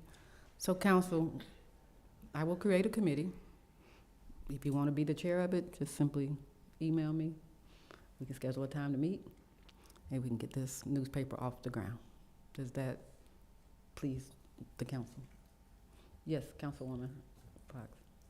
I'm not sure where all of that came from. I just want the newsletter, restraining order. I'm not sure. I'm sorry, but we went way left field and we didn't need to go way left field. Just the best way. Yes, Mayor, I don't have a problem with, we just want a newsletter. That's it. It's real simple. We just want a newsletter. Thank you. All right. Next on the agenda. Hold on 1 second. Oh, I'm sorry. Just wanted to make sure.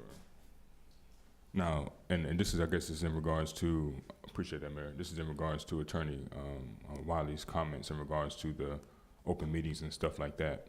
Now, did you already have a plan in place when it came down to meeting times and dates and different things like that? Who, me? Or For this Councilwoman committee? Fox? Oh, yeah.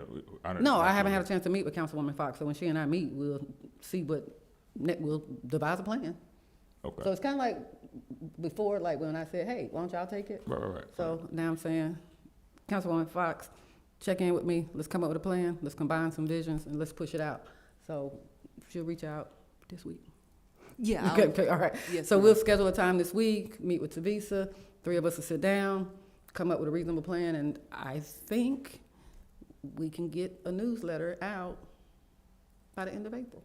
Gotcha. I think the Now- goal is to have it at the beginning of every month. Is that probably, I think that's what, but that turnaround cycle is printing and things like that. And so I do want to be clear, we do not outsource content, but I do support us outsourcing just graphics. Tavisa's good, I'm kind of I'm kind of really good with Canva. But I don't know, but y'all want me to design the newspapers, but I don't know, you're a interior decorator, you probably could design it for us. So Not decorator.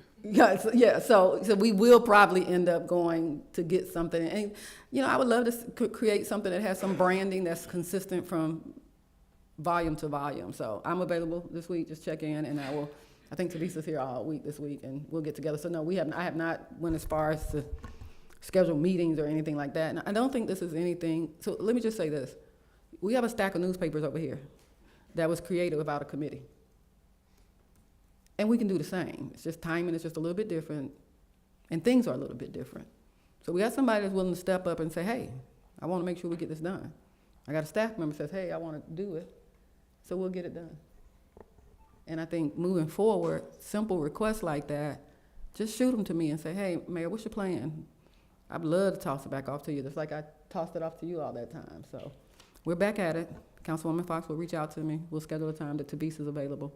And whoever we deem necessary to be a part of this, we'll do it. Yes, ma'am. Mayor Council, a couple of these were ordinance requests from last week.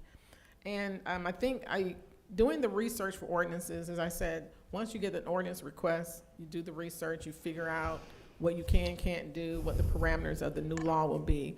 And so I will ask, sometimes I would probably need maybe a 30-day turnaround to get back your ordinances instead of 1 week, because I think some of the things that I raised tonight, if I had time, I could have called you, Councilwoman Fox, we could have worked, I could have called y'all and talked to you all, but the short turnaround time to do an ordinance, unless it's something really, really simple, which I can't fathom, but in the same way that when you take your car to a mechanic and get one thing fixed and it may have an unintended consequence or effect on other parts, that's how ordinances are. So you create a standalone ordinance, you don't know what else is impacting. So and I think I'll do a better job of just making that request as opposed to creating an expectation that I can have it turned around in 1 week, so. Ms. Bruce, I need to take your phone. No, you're fine. Yeah, I'm fine. All right, so all hearts and minds clear on that? All right, thank you so much. Next on the agenda. Financial report as of January 31st, 2026 by Karen Council, Slayton. did y'all have documents on the left side of your?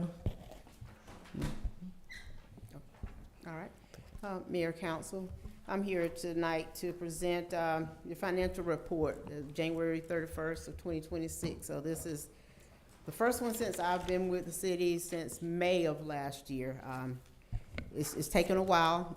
As you all know, I came in and had 2 years of bank reconciliations just about to to complete. So thank God I was able to get that done and get the city caught up to January 31st of 2026. Because when I came in, only half of January of 2024 bank reconciliation had been completed for the pool cash. So we are up to date, and February will be done. The mayor has asked that each month the report is completed by the 15th of the month.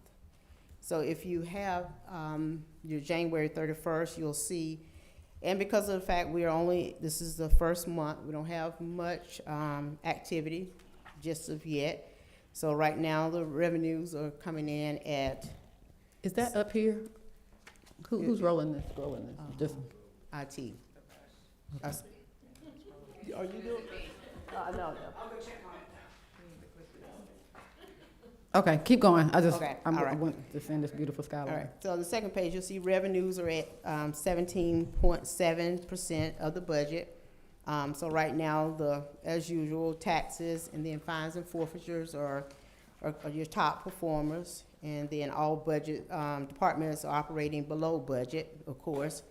We'll take a look and make sure at the end of the first quarter, at the end of March, that all departments are under 25%, because that's the goal, that no one goes over 25% each quarter.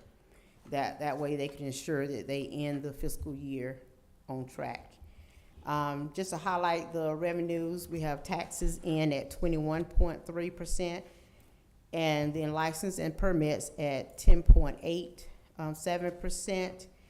And then I'll jump down to miscellaneous at 141.53%. And that number is high because of the fact miscellaneous is not a big budget. So, of course, you get a large miscellaneous deposit, and that's going to be a deposit transactions that not really clearly defined as a budgeted item. So you have transactions that go into your miscellaneous revenue.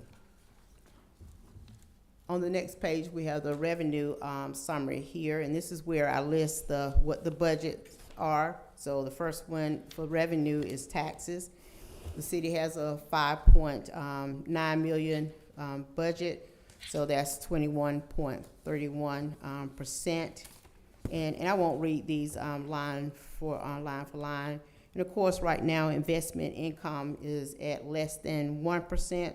And that will increase as we go on through the year and we start getting interest, which most of that interest is going to be on your pool cash or your Georgia Fund 1 account. So that's where the interest. So right now, first month, we don't have much. Okay, and we'll move on. We have the department spending. We have the mayor and council at 3.48% use of their budget. And then we have city operations at 4.7%, police at 8.72%, and then code enforcement at 4.1%. Like I said, these numbers are going to be small as expected here for the first month. And then it just goes into on the second page, we have the department expenditures. And this just gives you the budget for each of the different departments and what they've actually spent as of the first month here, January. You'll see that general administration has spent $184,769, so about 8% of their budget. The next largest would be the police department at $314,053, 8.72%, and of course they have a big budget, so $314,000 to spend for 1 month is not a big number because of the fact you have salary and different things that are in their budget. So that's not unusual with a $3.6 million budget. And then here, fund balance. I kind of want to show here based on we have 4 years here of fund balance. And right now, as of 2025, this is the unaudited figure, is showing that the fund balance will increase by $1.7 million. So that will potentially take the city's fund balance to $10.3 million. And I note in here that according to the GFOA, they recommend that you keep your general fund unrestricted budgetary fund balance of at least 2 months.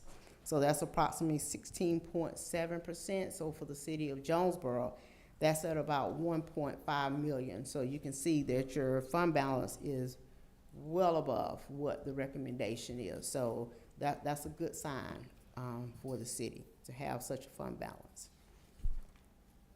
And then I just kind of mentioned some of your other funds here, just kind of your hotel, motel. Of course, we've only had just kind of one payment come in. That's $2,428. No expenditures out of your hotel, motel. On your SPLOST, you've had revenue come in at $234,115, and that's on the SPLOST 21. And just want to kind of note on that I did email the mayor today that the last payment that the city will receive for SPLOST 21 will be January of 2027.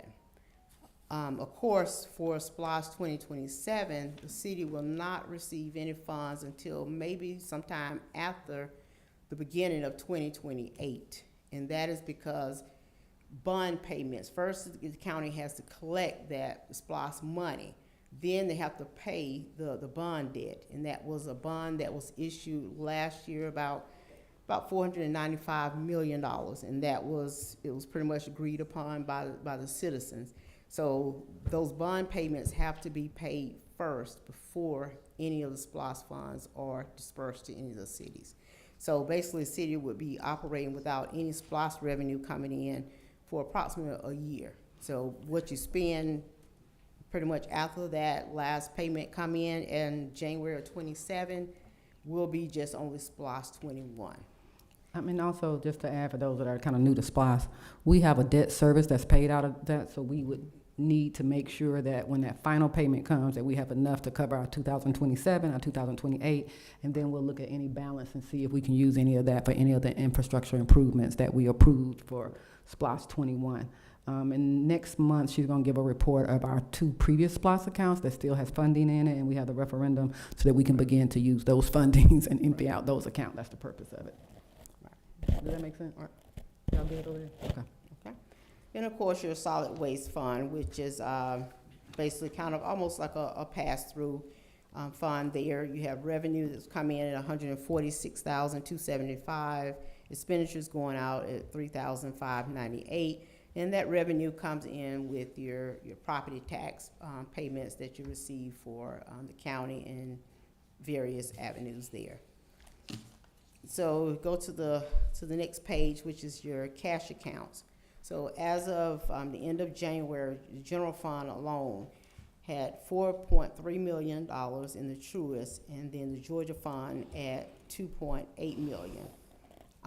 The Truist account will go up because when I was doing some research for municipal court, I noticed, and you'll see where municipal court account is showing $3.3 million. Since I want to say maybe in 2024, there should be a transaction. It should be money transferred from the municipal court account into the general fund, and that had not been done. So the court had provided me with documents so that I can go back and tally up just how much of that $3.3 million is supposed to be transferred into the general fund. So that will increase the general fund's cash balance. SPLOST 21 right now, we're looking at $1,776,594. And that's the end of my January 2026 financial report. I'm open to any questions. Council, I do want to add that at some point when we close out this year, maybe we'll wait till next year just in case there's some expenditure. But if you go back to that previous slide,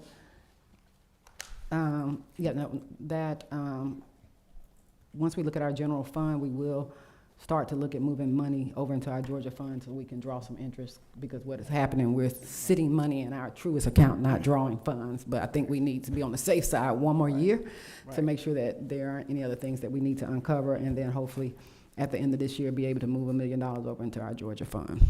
Right. All right, Right I'm gonna now- start over here yeah. to the Right left. now, you only get about $134 a month at Truist. In Truist. Yeah. And so one of the things we also talked about, but we needed to get our finances, is that we'll take 6 months of salary, maybe at the beginning of the year, and put that in a high interest yielding CDA. I mean, what do you call it? A high yielding, money market? Yeah, for like 6 to 8 months, and we can draw money from that. I'm gonna start over here to Councilman Dixon. Do you have anything to add? Not right at this moment. Thank you so much, Councilwoman Kearney. So I know you said, thank you. So I know you said, or Mayor, I'm sorry, you said that you wanted her to get the reports to you by the 15th of every month now? Well, we're playing around with that only because there's certain bills that come in, and I want it to be reflected monthly and in real time. So now that she's ahead of it, she can get it as close as possible. Okay. Maybe the 20th or 21st. So we're looking at that, just seeing, like, if we know every month there's a, like, payroll for that month, you know, so it kind of fluctuates, because I want 2 months.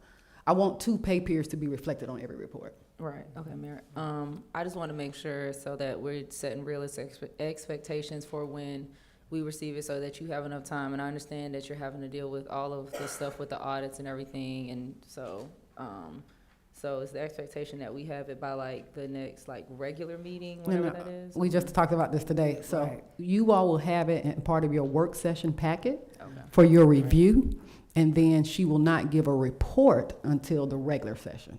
So if you don't read it before the work session, you got a whole week to do it. So we just talked about that. So it will be part of your work session packet for you to review, and then her report will be in regular session. Okay, perfect, thank you. Mayor Pro Tem? I don't have a question, more of a hand clap, applaud. Thank you so much for coming in, hitting the ground running.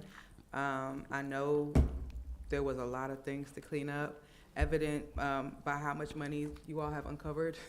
And so I'm very appreciative. I hope the citizens of Jonesboro are so appreciative. These are millions of dollars that they have uncovered I'm not placing blame on what practices were not in place or who dropped the ball, but thank you for picking it up. Thank you.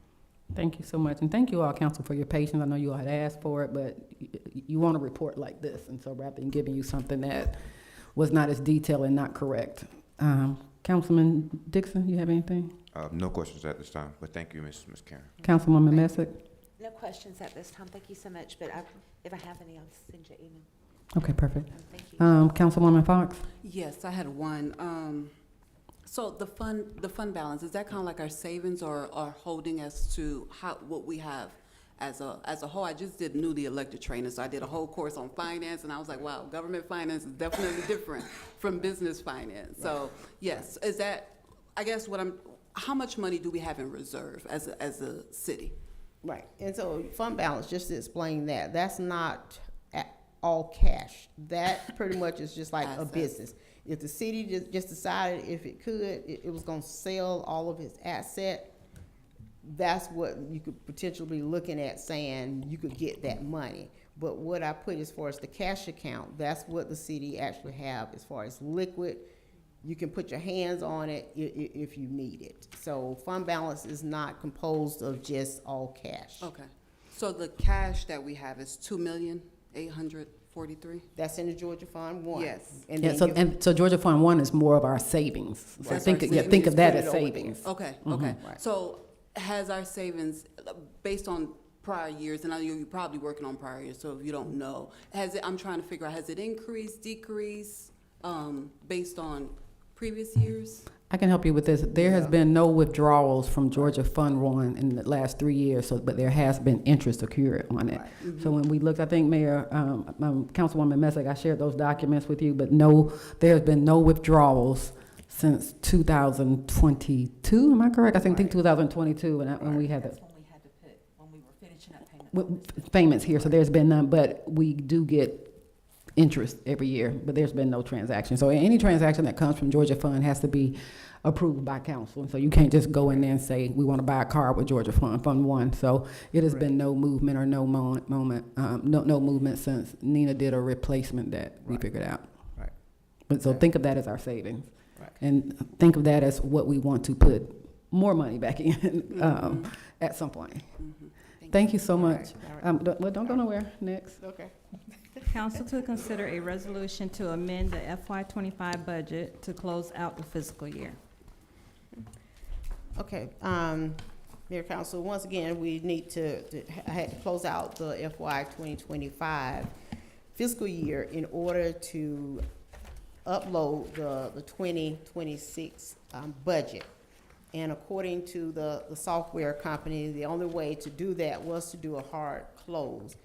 Well, in the 2023 audit, it was noted that departments were over budget, so it was not corrected prior to the audit being completed.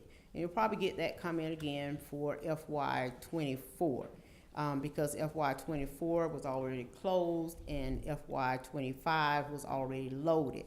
And as I spoke to the mayor, I was like, well, we need to not get that same comment. So the budget amendments, I went in and rather than pulling money from prior year, which is what some people do, as part of closeout, you can take money from different line items in the various departments. And so that's what I did. So if you will, I don't think I sent that over to them, but it came up to $966,302. And in your packet, you should see a document that says proposed budget adjustments.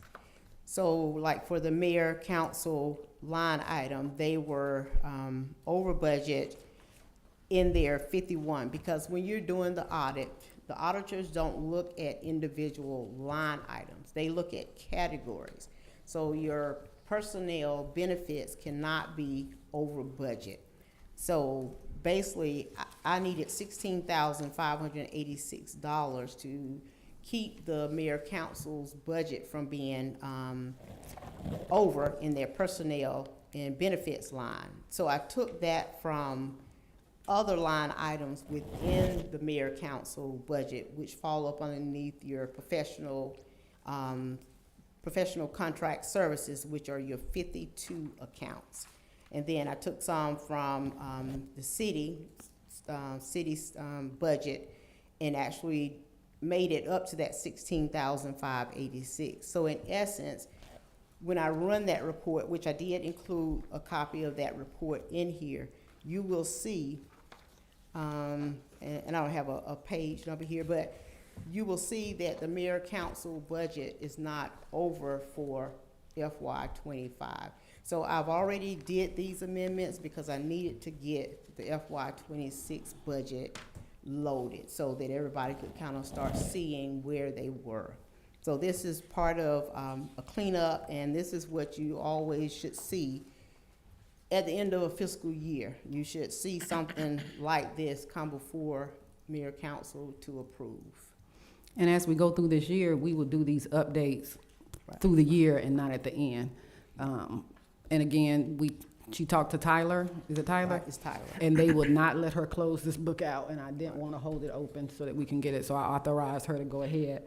Council, I would ask you guys to look at this, and if there's some line items that you have questions on, to send those to Ms. Karen, and she can give you detailed itemized. A lot of this was personnel. Like we just, didn't nobody get raises or anything, but I think taxes and different things like that accumulated. Yes, Attorney Wiley? This will require a formal vote. Yeah, that's what I'm saying. If you all do not want to vote on it, we can, because they've already been done. So we can kind of do a formal vote, but if you all want more time to look at it and get additional information, we can roll it over to old business on our work session, whatever pleases the council. Are we able to have a discussion, Mayor? Mm-hmm. Okay. Well, let me ask you, is there any motion to approve said amendments, and then we can go into discussion? Yeah, so made. So made. All right, any discussion? So, thank you for this presentation. I just had a couple of questions. Again, understanding government finance. So typically, and I think you kind of answered that in your report, budget amendments are usually made on the front end, not on the back end, correct? Right, And they right. usually require approval, if Yeah. I'm not understanding? Okay. Right. But you had to go ahead and do these budget amendments on the back end so that we can go ahead and get some things cleaned up and Correct. added. In the future, it will be on the front end where we are able to know ahead of time, or like just having the books, I guess, up to date. If we see a department that's getting ready to go over versus what we've budgeted out for the year, we'll be able to see that and do an amendment to move some money over so that it doesn't Right. go over. Yeah, I and- will say for the most part, because you're Yeah. always gonna have December. And because you have December and you have invoices and things that are able to come in January and February, so you're basically keeping the books open for 60 days. So it's pretty much, you could get some after the fact, but for any big ones, yes, keep watch on it.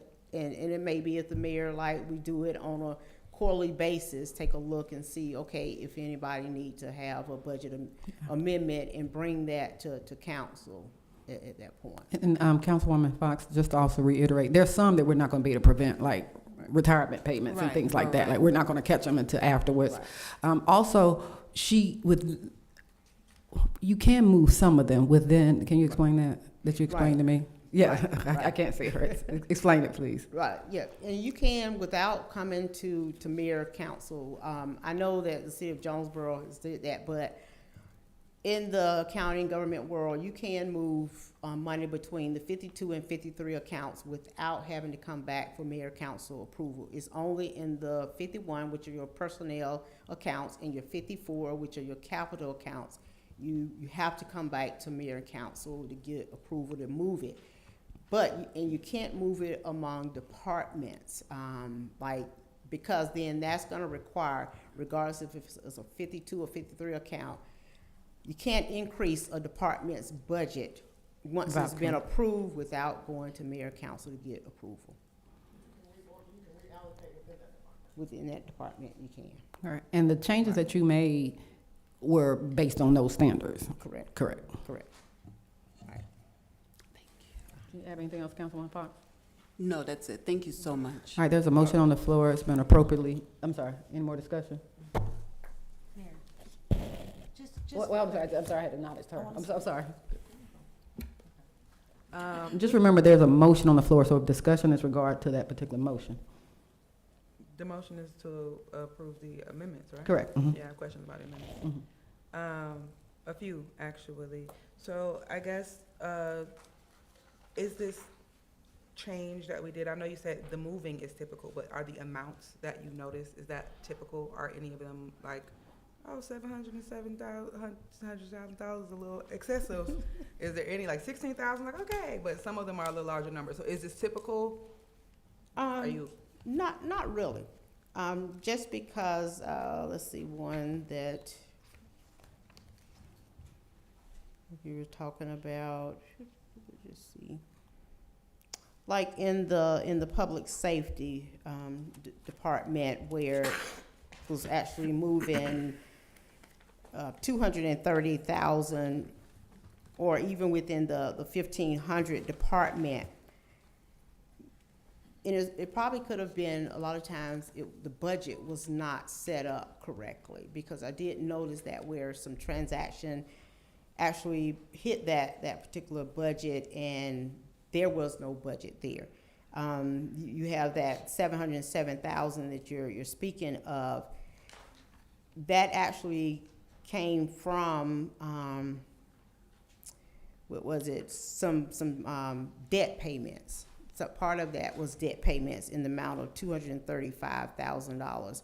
I don't know why our budget was not in that particular line item, so it was like, okay, we got to do that in order to make sure that the budget is correct.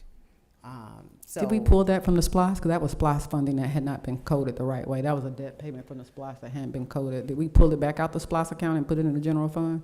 Well, because this was kind of like after the fact, Okay. closing out, it was like, Okay. okay, you got to do it kind of Okay, like gotcha. this right now in order to get past everything. But moving forward in this 26, then yes, we catch all of that and make sure it comes out of SPLOST and not out of the general fund. Okay. So to answer your question, it's not unusual. It's not. Not at all. unusual. No. Okay, but it's not typical. No. It's just, okay. Yeah, yeah. And you answered the question about catching them going forward, because we're gonna try to do this conversation quarterly. And so, and I guess that answers the other question of what we're putting in place to ensure that this doesn't continue to happen. Just the quarterly conversations will help gatekeep and close that door, or? I think the problem is it was not caught up. bank statements just weren't reconciled, and I can't reconcile bank statements. So now that bank statement, you can't give a report with unreconciled bank statements. So that's been our holdup, and then it's like a ripple effect. So now we are caught up. We've talked about those accounts that require a lot of time to reconcile, and she's kind of cleaned that up. So now we can stay on track to keep them and see them. It was just hard. She could have given you numbers, but it wouldn't have been accurate because they weren't reconciled. It's like trying to see what you got left in your checking account, but you don't know what bills them cleared. And so now that we are ahead of that, and prior to the 2 years when I got here, it was still a year and a half behind on reconciling, and it was just crazy. I don't know how. We don't even know how we got through audits with unreconciled stuff. Like, we still got a question mark with that. Like, how we get a good audit? Right. And what nothing reconciled. Last question. Yes. Okay. As far as the budget amendments, just so I can understand going forward, because this was a little shy of $1 million, is that something or maybe it's appropriate for the attorney? I'm unsure. Is there an amount, right? That's like, I've seen a jurisdiction had $6 million and $30 million and you do it on the overruns. back end? Yes. Is the question, so it's just. Yes. Now, hopefully we won't get to that point, Right. but there Right. is, jurisdictions that it happens. And customary for us not to find out about it until after the million has already been moved. It's, I Yeah. think what y'all are doing now by having these discussions is going to prevent the late after, retroactively approving something. I think you're gonna have a better grasp on it based But there's upon no these policy new in process. place, I guess is what I'm asking, to have a certain dollar amount at all. So the policy, I'm sorry, go ahead. The policy that's in place is what she just defined on what can be moved. So we had $1 million, but subtract 700,000. That was just not accounted for the right way. So it wasn't, we had a line item that was 700,000 over. We paid a debt from something that should have been paid from somewhere. So take 700,000, we only leave us with 300,000, which is really, really, really good. So the 700,000 was a lump sum that we were getting the SPOS payments. Debt was supposed to be going out. It went out, but it didn't have a line to capture it. And so that was a bookkeeping line item budget error. So take the 700,000 away from the million, and we left with what, 300,000, Right. which we still exist. What makes it really good is that our budget, there was still, even when we do all of this, we're still under budget for the year. We are not over budget. It looks bad if we had to do $300,000 worth of amendments and our budget was over 300, 400. That means that not only did we do some bad budgeting, we did some bad spending. That's not the case. So things that could look well, and I'm not just saying this because I kept going through it, we were not over budget. Am I correct? Correct. Aside from the 700,000, which was debt service for money we had through SPLOS, we only had $300,000 worth of training. And if you add up a tree falling, if you add up not accounting, things that we can account for, like we could not account for the increase in gas. That was substantial. We could not account for the big retirement check we had. So they were, so if you look at those, some of them are just little lines that we just shifted over, but some of them were some big chunks that we just could not foresee occurring. And so I look at those. So when she first came, I was like, 700,000, what happened there? And then she was like, oh, it did. Okay, but that makes sense. But again, gas went up. We're never going to say we're going to spend $10,000 on gas. Well, this year we might have spent 30. I couldn't tell them not to put gas in the car. So does that kind of help? I think it's a good situation. Again, like I said, take out the 700,000 as one transaction. 300,000 is pretty good, and we were still under budget for the year. And like I said, it's more of a bookkeeping cleanup process because you didn't have to go into a prior year.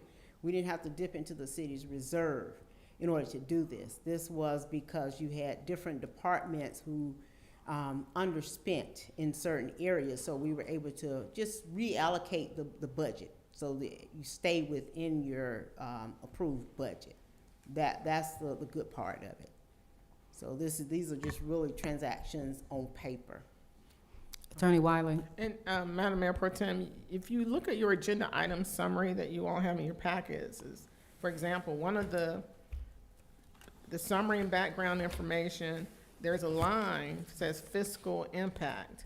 And if you all consider wanting to have, so I've seen some where their staff will say, no, there's no fiscal impact, it was budgeted. If you want to have something more detailed, to show what the amount is, what was budgeted, what the amount being spent, I don't know, that could be one way to flag it.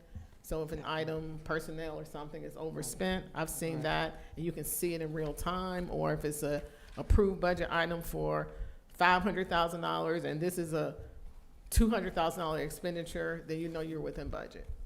So that's one way. You all already have some infrastructure in place to get that more detailed information. It's just a matter of whether you all want to do it or require it. And there are also different strategies that we've implemented in-house. So for example, when Ms. Bentley gives me a check request, she's required to give me the balance before subtracting. So if let's just say it's only 2,000, but she's requesting a check for 3,000, that flags me like, where else can we get this from? Is this a necessary expenditure? So we added that last year just for those small accounts so that we're not going at supplies, training and things like that. We put the budget on prior to the expenditure. And if it looks crazy, I go talk to Ms. Karen, or we figure out, hey, do we have to do this? Or if it's a mandatory spend, then I'll go ahead and authorize it. Yes. One final thing I have seen in my past life with this, if you all had the unexpected retirement, and so you knew it was gonna, if it's $200,000 or whatever the amount is, when it's time to approve that, as part of the motion, the motion should include all budget amendments and transfers necessary to do this are hereby approved. So you can take it one at a time. Let's say if you have to do this, an expenditure that exceeds something that's in the budget. Part of your motion, second half of your motion would be to authorize and approve the budget amendment necessary to effect that transaction. Then you're doing your approvals maybe on a one-by-one basis. So when the finance director comes at the end of the year, you will have made substantial or numerous amendments in real time for certain things. And that's one way to keep it from all coming to you in a big $700,000. But I understand what that was, Madam Mayor, but that's another way jurisdictions handle it. When they know in advance this is exceeding something that was not forecasted and not foreseen, as part of the motion to approve it, you approve the budget amendment necessary to make that happen. And then Ms. Karen has one less thing she has to clean up because it would have been made as part of the motion. No, reiterate what the attorney said, because I've seen it that way too, that where if Public Works or the Police Department come before council and they're requesting a large purchase that's not in their budget, they actually have already gotten with finance to say, okay, where can I pull this money from? And finance provide a budget amendment along with that request to be able to show this is where the money is going to come, whether you're going to pull it from prior year or what. And so it's there, and it's all, that amendment is a part of, as the attorney said, that approval for that purchase. And we did a few of those this year, Council. Didn't we do them? Yeah, I was going to say, because you did. We did a few of those coming up for some larger purchase that we approved. All right, thank you so much. There's a motion on the floor. It's been appropriately second, and no further discussion. All in favor? All right, any opposition? Thank you so very much. At this time, Shelby and they've been so excited. All right, Council, we are planning our summer events. If you all recall, well, if you don't know, it's America 250. So we are looking to have our Juneteenth event and our July 2nd event. So what we are finding is that some of these vendors, we need to get some stuff in. So two of our vendors, Shelby and Taylor, have that information, and I'm going to ask for approval. Remember, we have $68,000 in our budget. Do feel we may go over that and may have to look for some cost savings that we have in some other personnel areas. So don't get too alarmed. But Shelby, Shelby has to start with fireworks. Yes, ma'am, absolutely. So we have reached out to two companies, one that we've worked with and one that we haven't. And we are requesting up to $22,000 to cover both events. The reason I'm coming before you right now is because they are booking very quickly.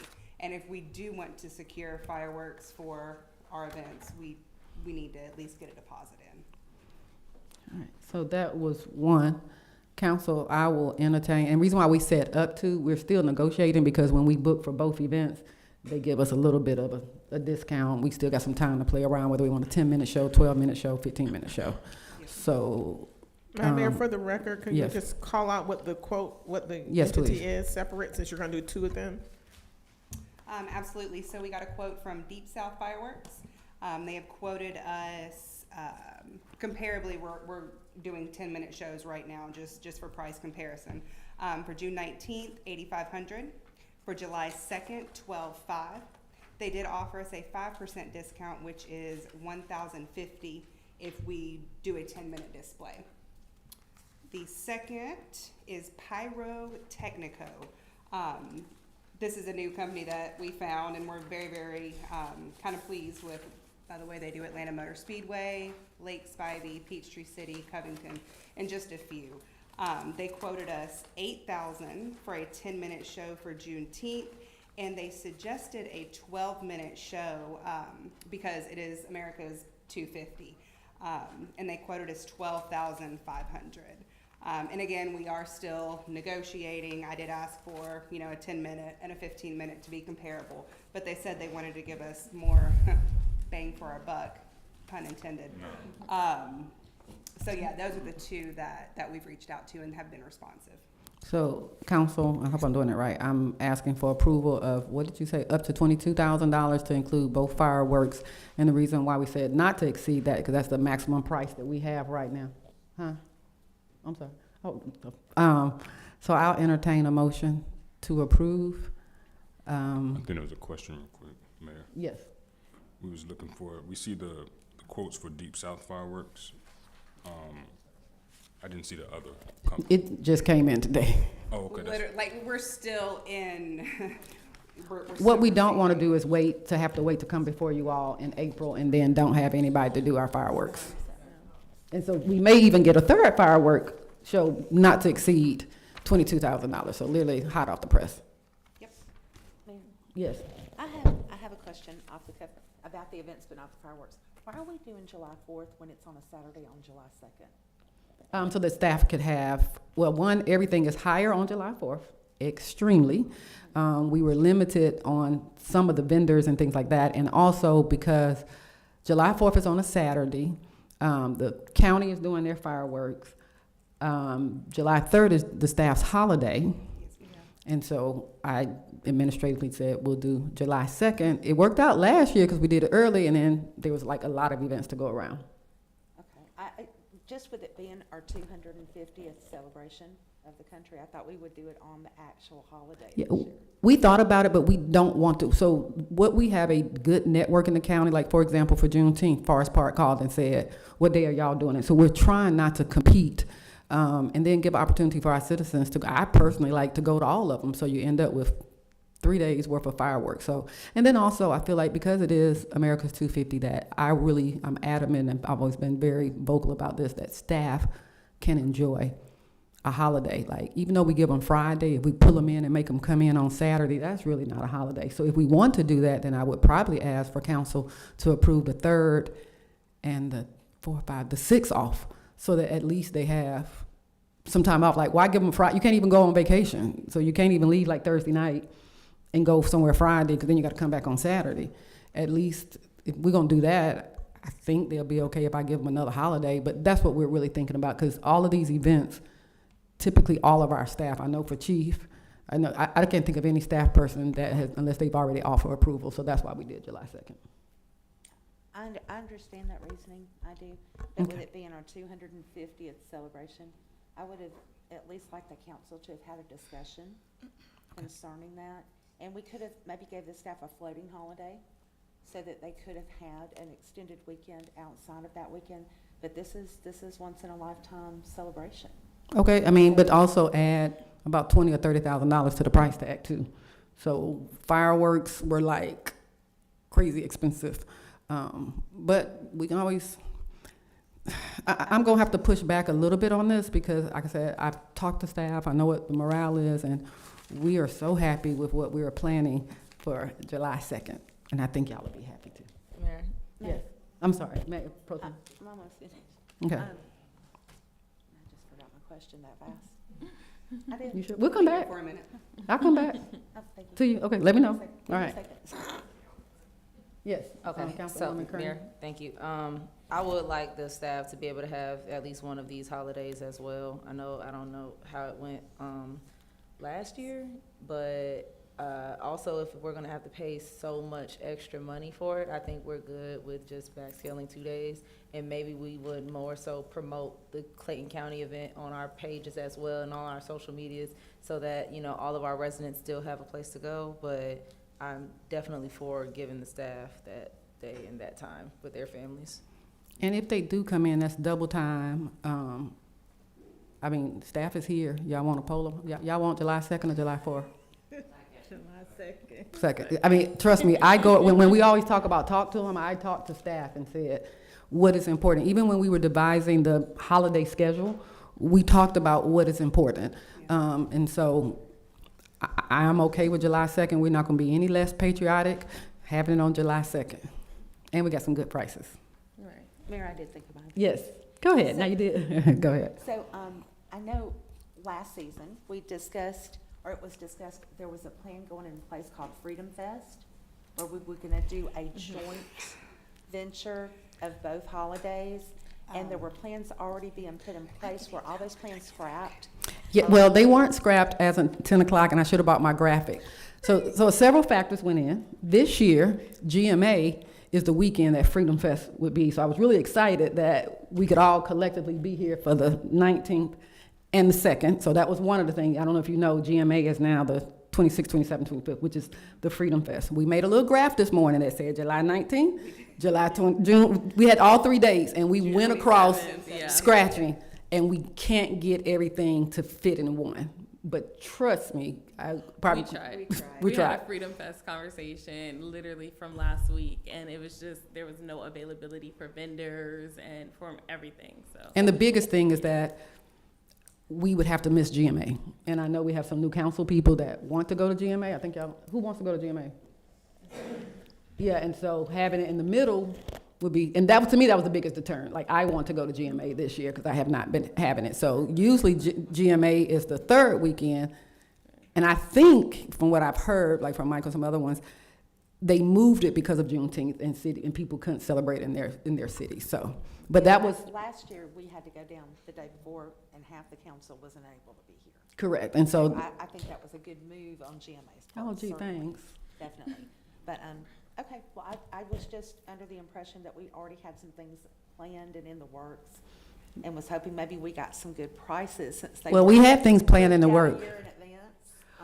So I was just curious about that, Well- and maybe we could have a impromptu, just, email about some of the things that are gonna be happening for these Well, holidays. so I think what helps is, without a budget, we couldn't plan. So we did not begin our planning until we approved our budget. So if we had decided that the events are gonna be $25,000, then we couldn't plan. And so I think that's what we need to understand. If you all are committed, if you say this year hypothetically when these events are over, like next year we're committed to having $100,000, then yes, Shelby can start booking them in. But when we don't have the budget to determine what we can do, then we can't get these things in advance. So we immediately in February, along with the other things that was on the list, once the budget was approved, we started having meetings, divvying out who's gonna get what to come before you today. So. Do we have planning committees for these two events? Hi, planning committee. Monica and Tavisa. Tavisa as well, yeah. And we talk about it sometimes in the promotions.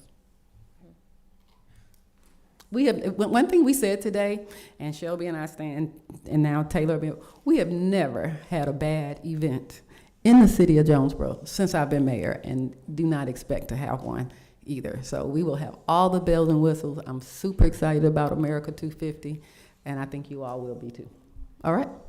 So there's, yes, Councilwoman Fox. I do have 3 questions. I know when we approved the budget, we had a smaller amount for the events, and we increased it in hopes that we would be hosting more events, but it sounds like from what I'm hearing, all of the money is gonna go towards Juneteenth and July 2nd. That's the first question. Okay, let's answer that one. That's not the case. We talked about that today. I think Mayor Pro Tem was in there. We will have every event plus some. So we are getting funding for different events, like our senior events. So not every event that we have will come from that line item. And we got some sponsorships, and we wait. No, we do. We do have our senior luncheon that we're planning for May 1st that would come from the city events. And currently for our Juneteenth sponsorships, we're at $25,000. We got $10,000 from Clayton County's Visitors Bureau, $10,000 from Injury of Wellness, and $5,000 from LTI. So we are working to gain money for those events as well, and not just get it from the city. So, and how we're planning it is the talent for Juneteenth will only come from sponsorship money. It will not come from that line item. So that'll be something else that we'll ask. And then the talent for 4th of July, July 2nd, will have to come from the budget line item. So that's how we can kind of offset. So the city will be paying for fireworks for both events. They will be paying for sound and lighting for both events. And then entertainment for July 2nd. And then we will use the sponsorship to cover entertainment for that, and we thought that was kind of fair. But again, even with entertainment, we can't really negotiate unless they want checks, and so we'll talk about that. Right now, there's a motion on the floor to approve up to $22,000 for our fireworks for both events, with the America 250 being slightly elevated. And of course, that firework costs more anyway, just by virtue of the date. Was there a motion on the floor? Did we get a motion? There was a motion to approve? Not yet. There was not a motion. We were still. Okay, can we get a motion to approve? I think I just wanted to, No, I guess maybe fireworks speaking towards, and I appreciate the staff and the input that y'all have been able to provide us. And maybe from a resident standpoint, you know, when we have, you know, or different holidays come up, whether it's 4th of July, whether it's a Halloween, and we don't host something here in the city, you know, I'm often left like, dang, I have nothing to do. So I just wanted us to take that into consideration as well. I think the biggest show of that is how many people come not on 4th of July. I have never received somebody say, oh, we're not doing the 4th of July. I think the idea is not to compete. The county respects us, and with a lot of events that we don't overlap, kind of like, yeah, so y'all don't want to make this bigger than what it is. I promise you, July 2nd, the field will be packed unless it rains. And then we'll all, on July 4th, go over to Maria's house and watch the fireworks at the lake. No, I'm just kidding, but we'll go to the county. If the county was doing something on July 2nd, then, but it just doesn't, the opportunity is that you want to be able to do things on multiple days. That's what makes it fun. Clayton County is out that week. Also, we looked at that, so you have schools out, teachers out, they close the entire week. So it gives opportunities for people to go to different events. No, But I mean, if you got something to do on July 4th. No, and I feel you, go and I over there guess to the like drone just show. speaking, like for an example, when we didn't have the Halloween event here, you know, some residents spoke out about, you know, we have to get to Clayton County, which is not far, but for some people that's just not Yeah, possible. and I think that was a budget issue, and now we've added it to the budget, so we're already talking about Halloween on Main again. Okay. All right. Mayor? Yes. I know that last year a company made it very, put it on public record that they were paying for the public fireworks. That's not happening? Well, I'm not gonna put that on the public record. They made a sponsorship level at $5,000, and we greatly appreciate it. All right. Can I have a motion to? That email is provided for council. Oh, do I have them? Yes, ma'am. Oh, you have them. Y'all have them in your pockets. I do have one more question, Mayor. Yes. So I just wanted to make sure that I understood the agenda item summary. It says we're budgeting an estimate of $25,000 in city spending for both city events. Are we talking about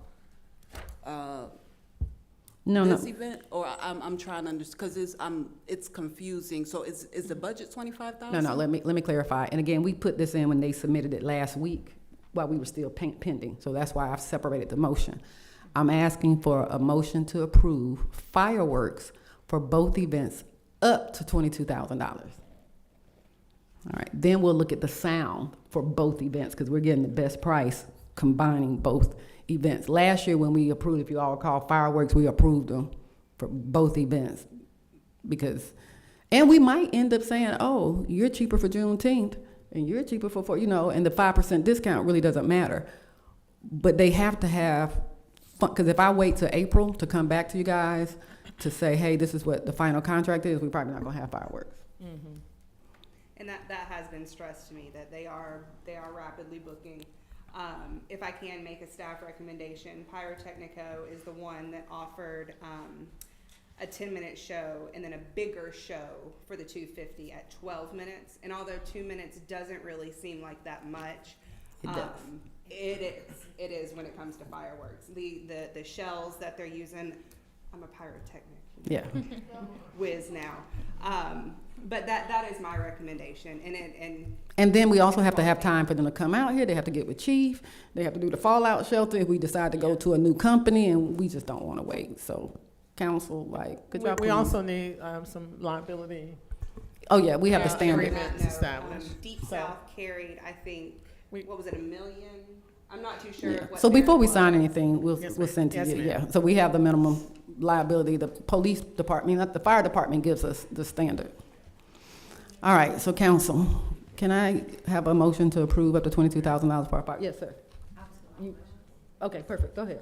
I'd like to make the motion to approve up to $22,000 for both the events for just the fireworks for Juneteenth and the 4th of July. Madam Mayor, if I may, is there a way that we can amend the motion for you to go ahead and execute? Because we need to lock these in and Okay. sign the contract. Would you amend your motion to allow mayor and attorney to execute contracts for both fireworks up to $22,000? Let's do that. Okay, perfect. Is there a second? I'll second that motion. Is to have the mayor execute the contract for up to $22,000 for Juneteenth and July 2nd. Events here in the city of Jonesboro. Any discussion? All in favor? Aye. Any opposed? Thank you so very much. The second one is sound. We decided to go back with Tran, but we also are probably gonna look at some other quotes. Again, we get the best price in-house. His quote is 16. So for both events, Okay. we combined, just because that's easier for him, easier for us as well to approve. But 16,210, and that covers setup, breakdown, And we took out the live. We took out live from Juneteenth. So there's no live, but we raised some money for Juneteenth, then we'll go live. Live was like an extra bonus yesterday. So same concept. Council, I'll entertain a motion to us to be able to entertain a contract, to execute a contract not to exceed $16,000 for both events, sound and lighting. Maybe 16,250. Okay, 16,200 and what? 50. 16,250. I'll entertain a motion. Mm-hmm. For yes, both ma'am. events. That covers both events. Because I think what you gave them had the live in it. Let me see. Yes, What's the so. total? One is 13,600 and one is 5,740. So when I tell you we are live pulling things and people are filling up fast. And that's kind of Yeah. the problem that we're kind of running into now. Staff recommendation, Mr. Tran knows our layout. Mr. Tran knows the expectations. But he went ahead and did it for 16,210 to cover both. Can I ask a question? Mm-hmm. Okay, so I'm understanding what I'm hearing. I'm just, what I'm looking at is from Tran, MediaWorks is from Tran, right? And I see a 13,600 and a 5,740. Those two things don't equal 16. Yeah, so subtract 2,100. take 2,100 as well as the 1030 from the live. So everything at the bottom, 2,100, 600, 1030, we subtracted that and it ended up being 10,000 for Juneteenth and 5,000, but when we combined together, he gave us a discount less than that and it ended up being, $16,250. no, 16,200. 16,200, yes, I'm sorry, yeah. Because we took the live off. Yeah. All right, is there a motion to approve? So made. I second that motion. Any discussion? All in favor? Any opposed? Thank you so much. All right, so Thank you, Council. here's the hard part. Council, we raised $25,000 from people that have committed, which do not walk away from their commitments, $25,000. I would ask council. Pledged. And we'll send out invoices, but these. $5,000 sponsor did reach out today and ask how does she. Okay, I saw that, yeah. So we have not sent out invoices. We will send out those today and get payment. Once those are in, I would ask council to entertain a motion to approve up to $25,000 in entertainment for Juneteenth. I make a motion to approve up to 25,000 for entertainment from Juneteenth from raised funds. Was that not right, Shelby? It was 22.5. Yeah, but we'll say Up to. 25,000. Yeah, so up to 25. Up to 25,000. Yeah, because we were still. From Juneteenth from fundraised monies. Second. Any discussion? Mayor, Yes? is that for one event or two events? One, Our Juneteenth. sponsors are all from Juneteenth, the 25,000. Hmm? Can we, Authorized to execute the contracts with the attorney review. Any other discussion? And that was, and her motion did say by funds that would be pledged? Raised. Only, entertainment for Juneteenth cannot exceed the amount of sponsorship funds pledged. so the $25,000 that we're asking for is separate from the entertainment budget that we're raising? No, the $25,000 will not come from the city events line item. It can only equal the amount of sponsorship raised for Juneteenth. That way we can keep the books clean. It's the other way around. I think it's the other way around, Madam Mayor. And that 2250 is for the raised funds, and 25,000 that you just approved came from budgeted funds. No. What did we do for 25? I didn't know we approved. We're So- up to 25. So we raised 25. Correct, and Plus we have 6 coming that we know. Yeah, so that's why I want the budget to, I wanted to show that we can spend up to $25,000 of our pledged funds. 25,000. Like sponsorship funds. Sponsorship funds. Okay. Okay, pledged sponsorship. Okay, is everybody clear on that? So What- it's sponsorship funds that we're Yeah. spending for the entertainment. And I think, yeah, for Juneteenth. For Juneteenth. Okay. And to authorize the mayor, if I will, to authorize the mayor to sign all the related contracts for the talent, because I know that's going to come. So if y'all can give her that authorization as part of the motion. Is that part of your motion? I'll amend my motion to allow the mayor to execute contracts up to 25,000 for entertainment from Juneteenth based on sponsorship funds. Is there a second? I second. Any discussion?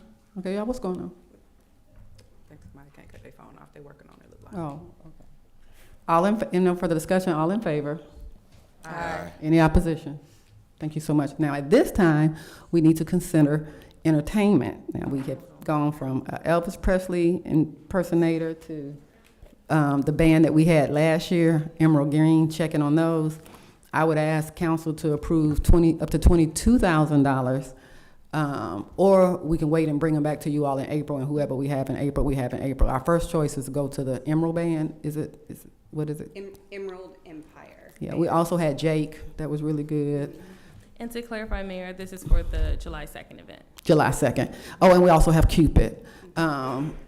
So, Cupid Shuffle. Yeah, and as in an effort to have a diverse portfolio of music for our American 250, we're asking for $22,000 to come from the city event line toward entertainment. Yes. And that's for July 2nd. Yes, ma'am. You want to make a I motion? would make a motion for us to approve up to $22,000 to come from our events line item for entertainment for the July 2nd event. And permission for contract to With be the mayor executed. having approval to spend up to $22,000.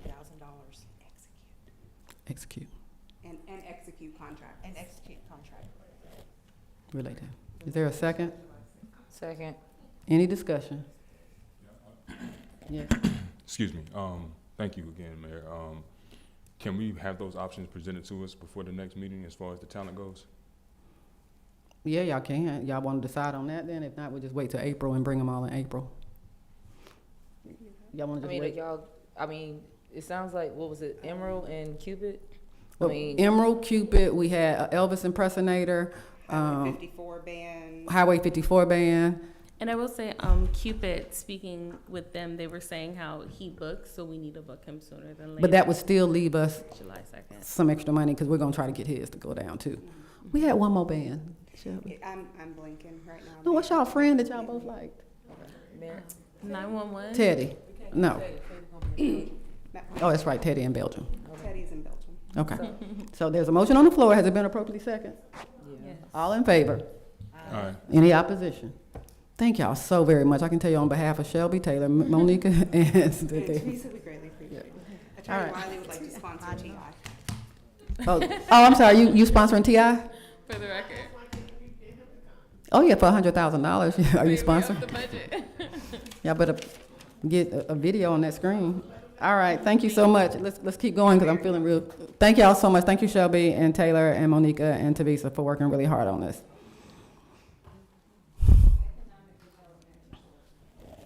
I'm sorry, Council, we didn't discuss it.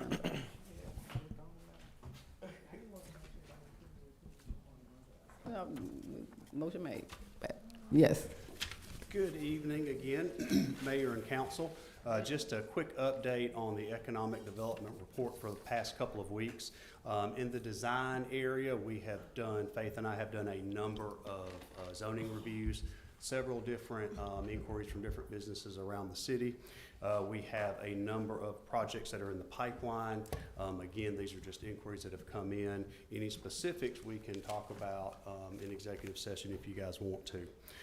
We are also working out a plan with Clayton County to lean into their GIS service, which is through Esri.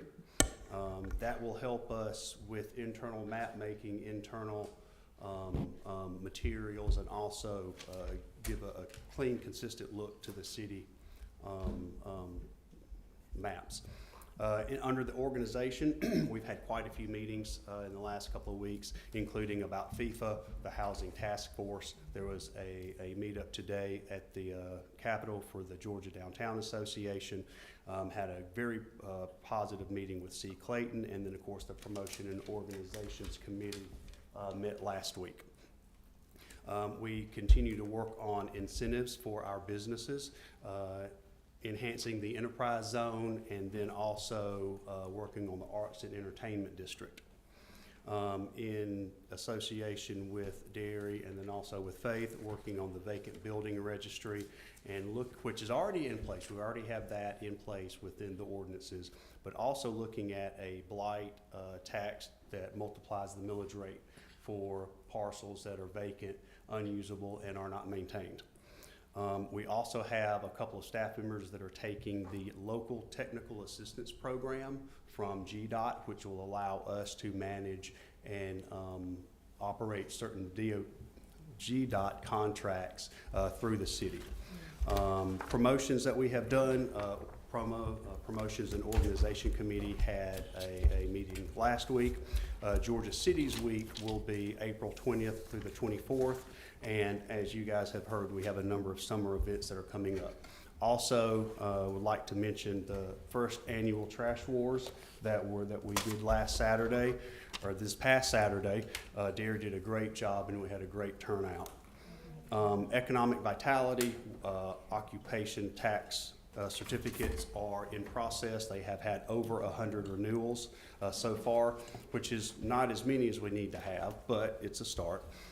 We continue to look at data, pulling data from different companies, different consultings, talking about consumer patterns, and then also for use as business recruitment.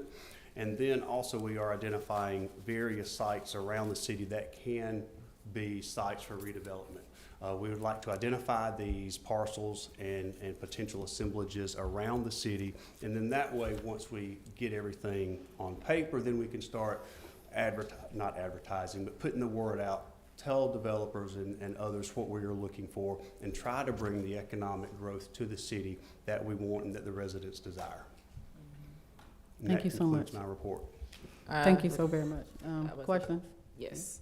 Councilwoman Kearney? So specifically underneath the organization section, when talking about collaboration, love all those things, I want to make sure for the FIFA part of this, because that's going to be a major thing. It's going to bring a lot of money, you know, not only to our city, but to Atlanta in general. I just want to make sure we're trying to plan events, like even partner with, like, I know we can't force them or anything, but like with the restaurants and the businesses that we have to make sure, you know, we're, you know what I'm saying? Yes, ma'am, and we are working with Clayton County, who is coordinating all those events. We are talking through different dates for who is going to do what, where, just like you said, so we don't have that overlap. And then once we get that date and get it confirmed, then we'll reach out to the restaurants and see who we can engage at the local level. Okay, we'll showcase Atlanta as well, or ATL? So we received the MOU today, Mhm. and I haven't had a chance to look at it. So what the county has decided to do is they brought all the cities together, and then they're kind of like delegating, not delegating, but like, hey, what do you want to do? And then they're going to push it out. So we just got the MOU. Were you copied on it? Yes, ma'am, I Oh, was. okay, so I haven't had a chance And to look on came it. from the county. It wasn't Invest ATL. It's more at the county level. Okay, gotcha. And then last question, the LTAP. Can you explain that to me a little bit more? What were they learning, or what can we do, I guess? So, Marcus, Faith, if you guys want to throw anything out. Have y'all finished it yet? I finished the first 2 courses last week. It's 4 more courses I have to go through. Okay. But it's the So local- let them get through it, but can you prepare a report for LTAP for them to provide it? Because Yes, they ma'am. just started Absolutely. themselves.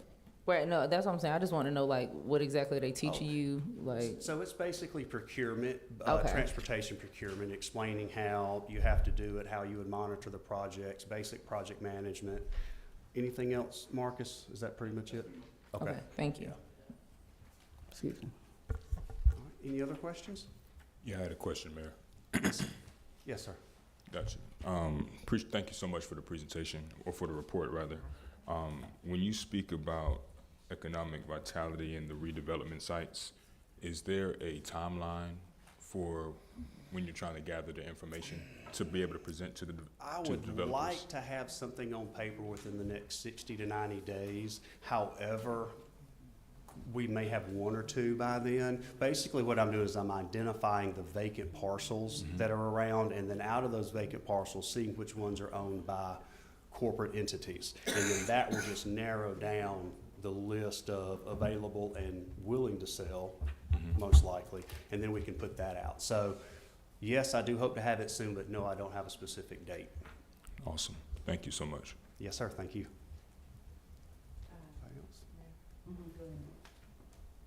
Hi. Thank you for your presentation and all that you've been doing. Regarding the incentives that we're providing, or attempting to provide, can we speak a little more? I know where you're trying to provide them, but can we speak a little bit more to what we're offering our businesses? Yes, so absolutely. So the Enterprise Zone is a locally driven incentive program to where a municipality can provide certain incentives, everything from permit expediting to municipal tax abatement to workforce resources to a number of different things. And while we already have the ordinance on the books, it hasn't been utilized in the last several months, and I'm just looking to see what we can bring out there. Before we actually put it out, we will come to council and say, this is what we're offering, this is how, this is why, and this is where it is justified or allowable. And all this is in the ordinances and it's in state law. So do these incentives within this enterprise zone, do they encompass things like the ability to offer the flexibility with rent, or things that they have to pay, or grease traps installed, because this $20,000 thing is prohibiting a business from coming? Possibly, depending on where they're located. It has to be inside the mapped enterprise zone. It has to be an actually defined incentive, and then there will be goals that they have to hit in order to receive the incentive. Okay. Okay, wonderful. And then I guess my last question, as far as Georgia Cities Week, summer events and things like that, without stepping on anyone's toes or trying to take over anyone's jobs, can we be in the loop of what we're creating? Absolutely, yes, ma'am. We have just had the initial meeting on the Georgia Cities Week. It's not going to be as busy as it was last year, but we're still going to do 1 or 2 events with us, and then maybe 1 or 2 They'll events. be in my report. Okay, yes, ma'am. They'll be in my report this evening. This evening? Mhm. Okay, I didn't know if you were still, okay. No, I'm good. Yeah. Okay, I think that's all that I have for now. Thank you. Great, yes, thank you. Thank you so much. At this time, what's next? Thank you. Thank you, Mr. Cole. Report of city council members. Councilwoman Fox? Thank you all, everyone, for staying. I know our meetings are not entirely quick. Y'all making it longer. My heart is a little heavy, I'm not gonna lie. 1 minute, we're talking about newsletters. The next minute, I'm hearing I'm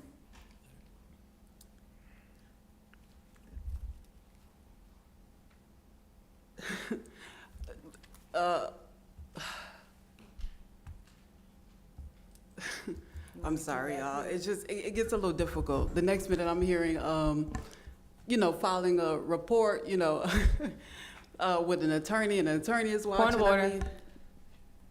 No, okay. So this is like a point where like we report positive things that we're kind of doing like in the city.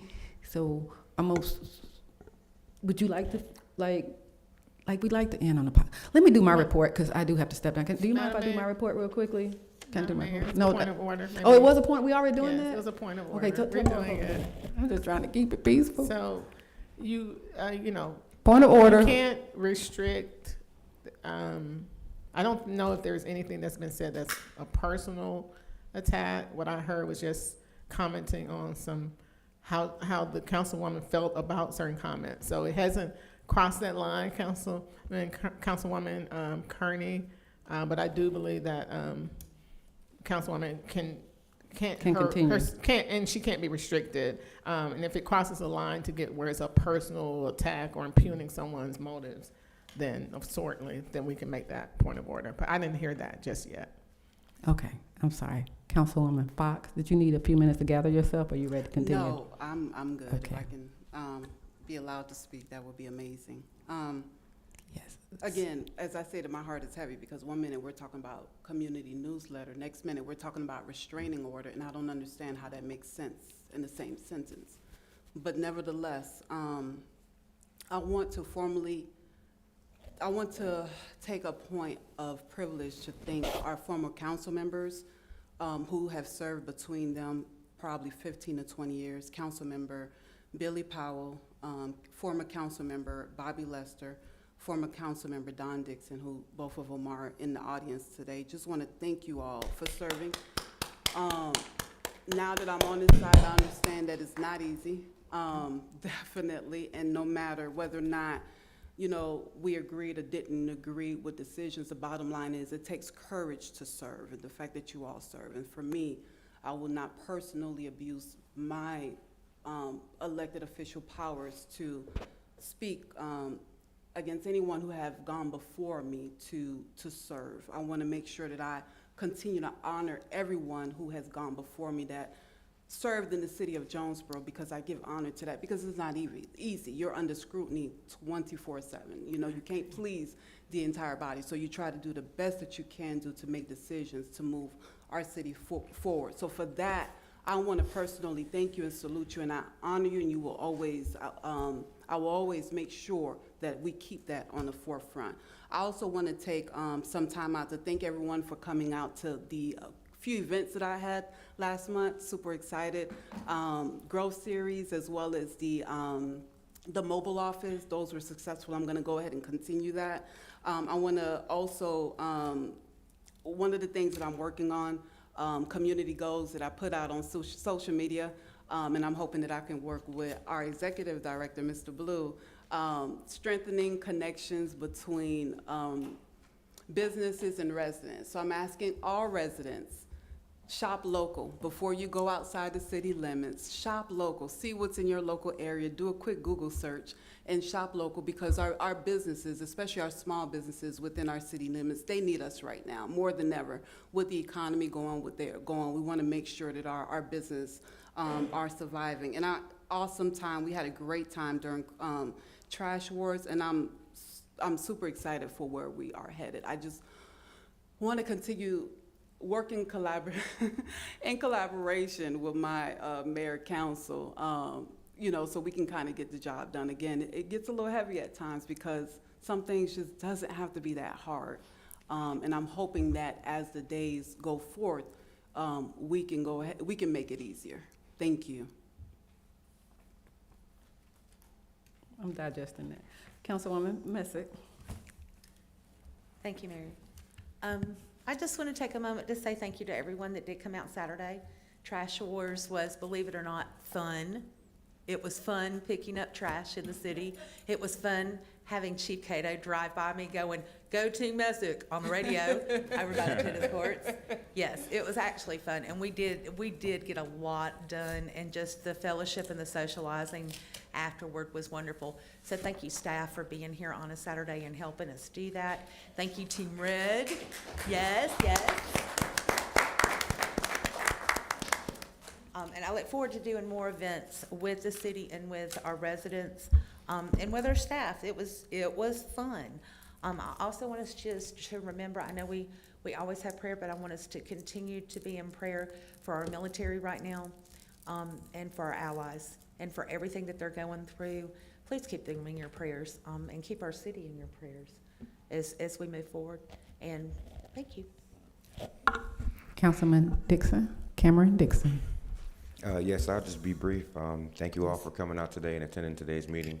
It's good to see Don Dixon, Bobby Lester in the audience. I appreciate y'all being here as well as being here on Saturday.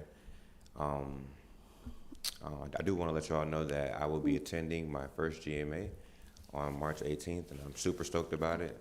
Looking forward to bringing back all the information that I will be learning at training. And also happy St. Patrick's Day, early St. Patrick's Day to you all. Councilman Alfred Dixon. Gotcha. Again, thanks everyone for joining us tonight. Those who are in attendance and those who are watching from home, we definitely appreciate it. Staff, thank you all for all that you all do for moving keeping Jonesboro moving in that right direction. We really appreciate that. Amazing presentations tonight from ARC, Attorney Wiley, and our Finance Director, Ms. Dixon. Thank you all. Happy Women's History Month. Definitely want to put that out there. It's great to see, so many women in our community serving across different industries, and just really wish that you all keep up the great work, and so that our future ladies and our future, young people can just look up to something and aspire to be what you all are doing. I wanted to read a note, an official statement from the Jonesboro Youth City Government. They are the winners of Trash Wars, but this isn't about Trash Wars. Of course it's not. So greetings. On behalf of the Jonesboro Youth City Government, we would like to thank you for your continued support of youth leadership and civic engagement in our city. Unfortunately, we were unable to attend tonight's meeting due to a previously scheduled meeting earlier today with Clayton County Board of Education interns. During that meeting, we discussed ways to strengthen school outreach and how JYCG can better connect with students across our schools. While we regret not being present this evening, we remain committed to continuing our work serving the community and creating opportunities for youth engagement. We would also like to share a few updates from the Jonesboro Youth City Government. Policy Feud, in collaboration with the Clayton County Youth Commission, will be on March 28th at the Boys and Girls Club in Flint River. Our annual Let's Roll event will take place during spring break, April 9th at Skate Zone. We have our game night, and a big thanks to Miss Arlene Charles for helping the JYCG fundraise and organize that event. It'll be a youth-led game night at the VFW on April 18th. And JYCG applications are now open. These are for rising 8th through 12th graders in Clayton County, so definitely want to encourage participations. The applications close on April 28th. The next JYCG meeting will take place next Monday at 6 p.m. right here in the council chambers. And once again, we thank Mayor, City Council, and the community for your time and continued support. And that's from the Jonesboro Youth City Government. And again, just thank y'all, man. I really love this city. Trash Wars was amazing. It definitely was refreshing. So thank you, Mr. Walker and staff, for bringing that to life. Councilwoman Kearney. Thank you. Thank you. Thank you. Thank you as well to staff. Your tireless effort does not go unnoticed. I know sometimes it might feel that way, but trust me, we definitely we're thinking of you all, and you are always in our hearts.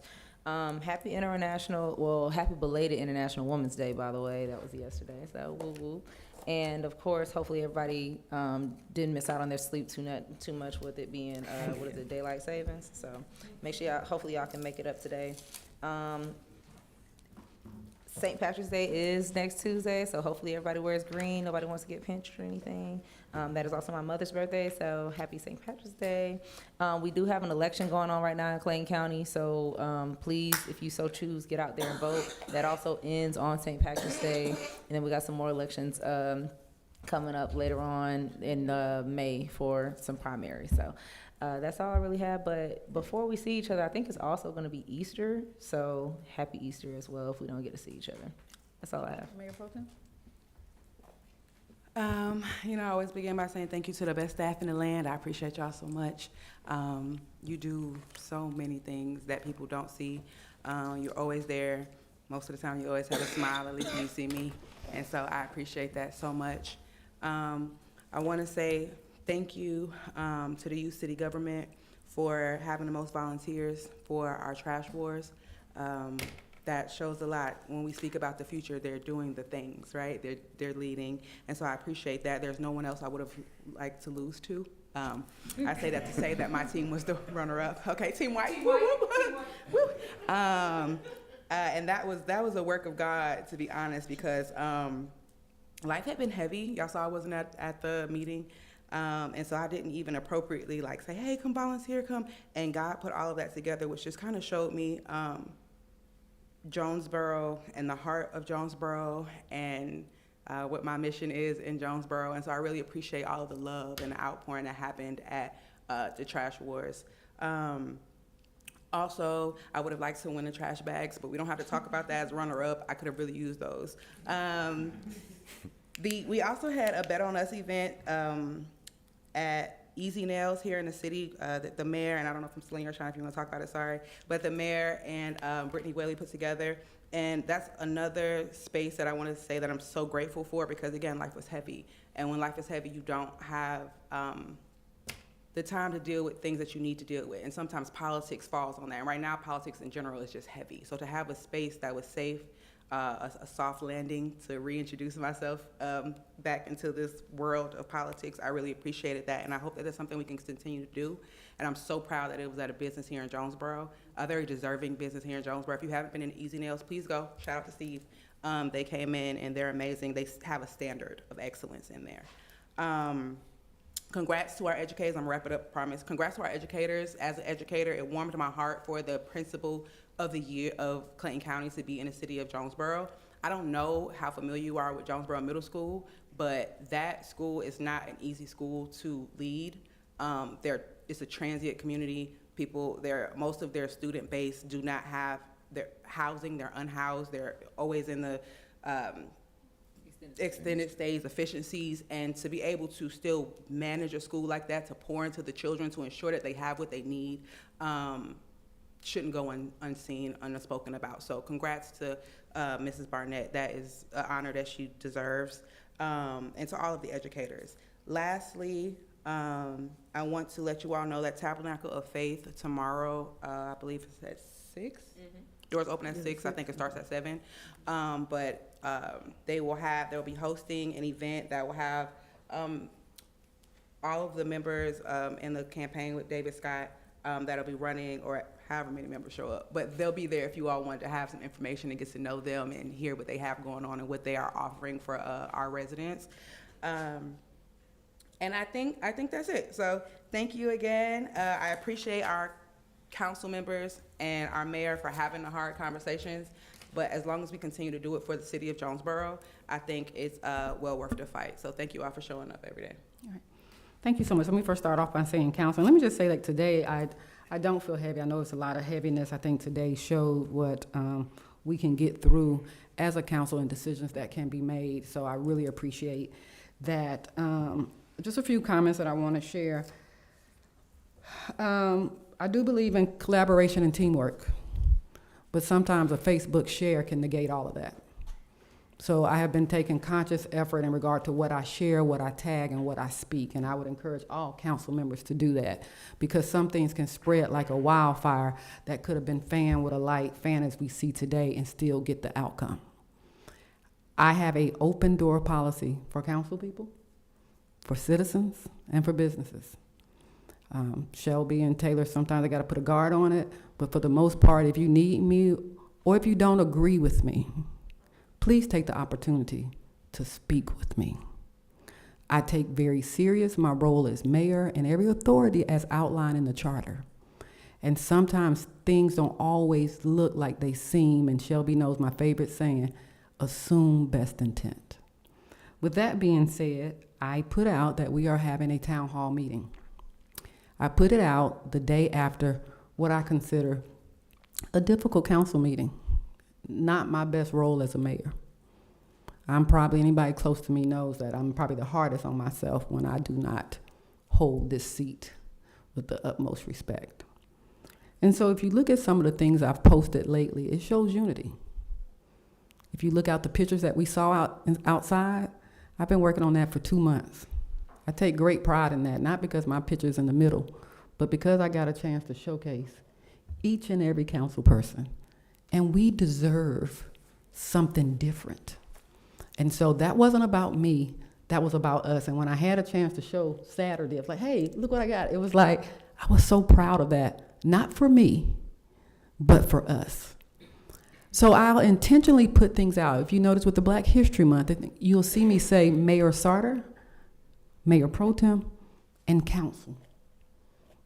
Because I understand that as bad as I might want to do some things, I cannot do it without you all. So I am making intentional efforts. So Tuesday when I posted that, it was my way of saying, no matter what you saw online, no matter what you saw in the audience, this is still my team. And collectively, we move together and we're stronger together. So that's why that post went out. And I apologize to any council member that felt like I didn't tell you in advance. There's a lot I don't tell y'all because I didn't tell y'all I was putting that out there because I wanted y'all to be surprised. I don't know, the town hall meeting, I don't want to do one by myself. It has never been my intent to do a town hall without each of you. We are not warded. We have no zones. We serve at large. So it makes sense to have a town hall meeting that we can all contribute to and kill a few birds with the same stone. Blue needs to do some engagement meetings. I was hoping to roll out the big newsletter, like my brain goes, but trust me, the intent for that was so far from singleness, individuality. It was to show that we collectively are a body. So again, I apologize if I offended anyone with that, but that was my intent. Going forward, we've been planning Georgia Cities Week. It is my hope also that we can squeeze this as part of Georgia Cities Week. I think you all will like the format of our town hall meeting. It's not going to be your traditional stuffy type. You're going to get to know your council people, you're going to get to know your staff, and you're going to get to know the good things that we're doing. I also wanted that town hall meeting to be a reset. We have one audit up on our way. At Belt, we got a forensic audit. So I think that's time that we can say, hey, all that's done, let's move forward.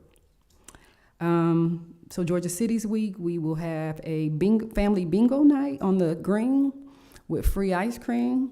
We're excited about that. And we'll have some other small events throughout the week that don't cost a lot. I want to thank Derry again for the trash wars.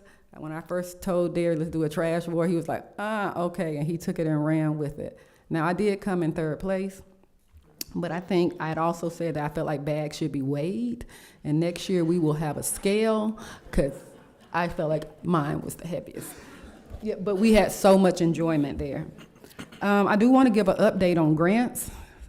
It's been not a rough 2 weeks, but today I am free from grants. And I know Shelby and Taylor are sick of me.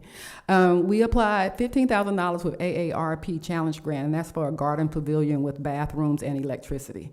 We submitted 2 grants to Scott. One was a partnership with Habitat for $2.8 million and $500,000 to update Massengale, make it ADA compliant, and provide shade canopies.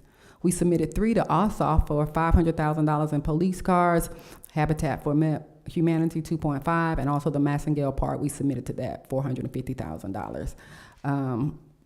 Give it up to staff and everyone that helped make sure we get those grants in. I appreciate you all.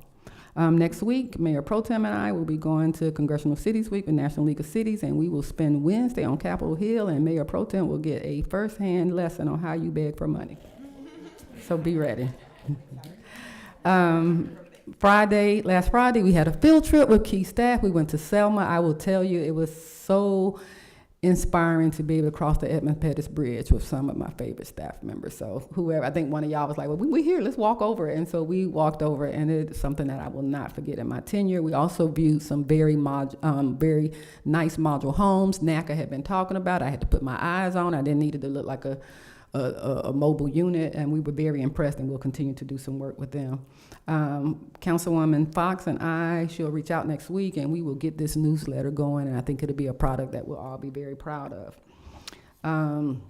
We know about the concerts. Also, pedicures and politics, you mentioned that.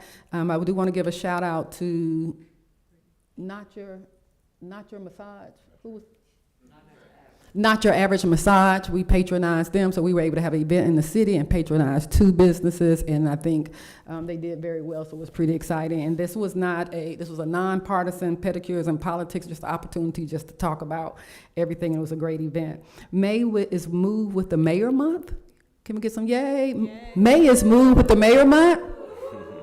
And Mayor Jalen Smith from Stockbridge has challenged your mayor. It's going to be an old school, Williams. And so follow us. We're going to have a coin toss at the Clayton County, Henry County line to see who's going to host a field day. Each mayor will be able to select 14 people for their team. If you'd like to be on my team, I need to see your last physical as well as some agility testing, because we will not lose this to the new school mayor. It's going to be exciting, and you'll see some other events there. I think that is all I have. Town hall meeting, Georgia Cities Week, trash awards, That's it. Thank you so much. And staff, council, thank you all for the work that you all have been doing and just assisting us and making sure that we propel the city forward. I think we're doing great things, and I can tell you that people are saying great things about Jonesboro in a lot of rooms in the state and abroad. What you say? Yeah, Jonesboro City. Thank you all so much. This time we do not have executive session.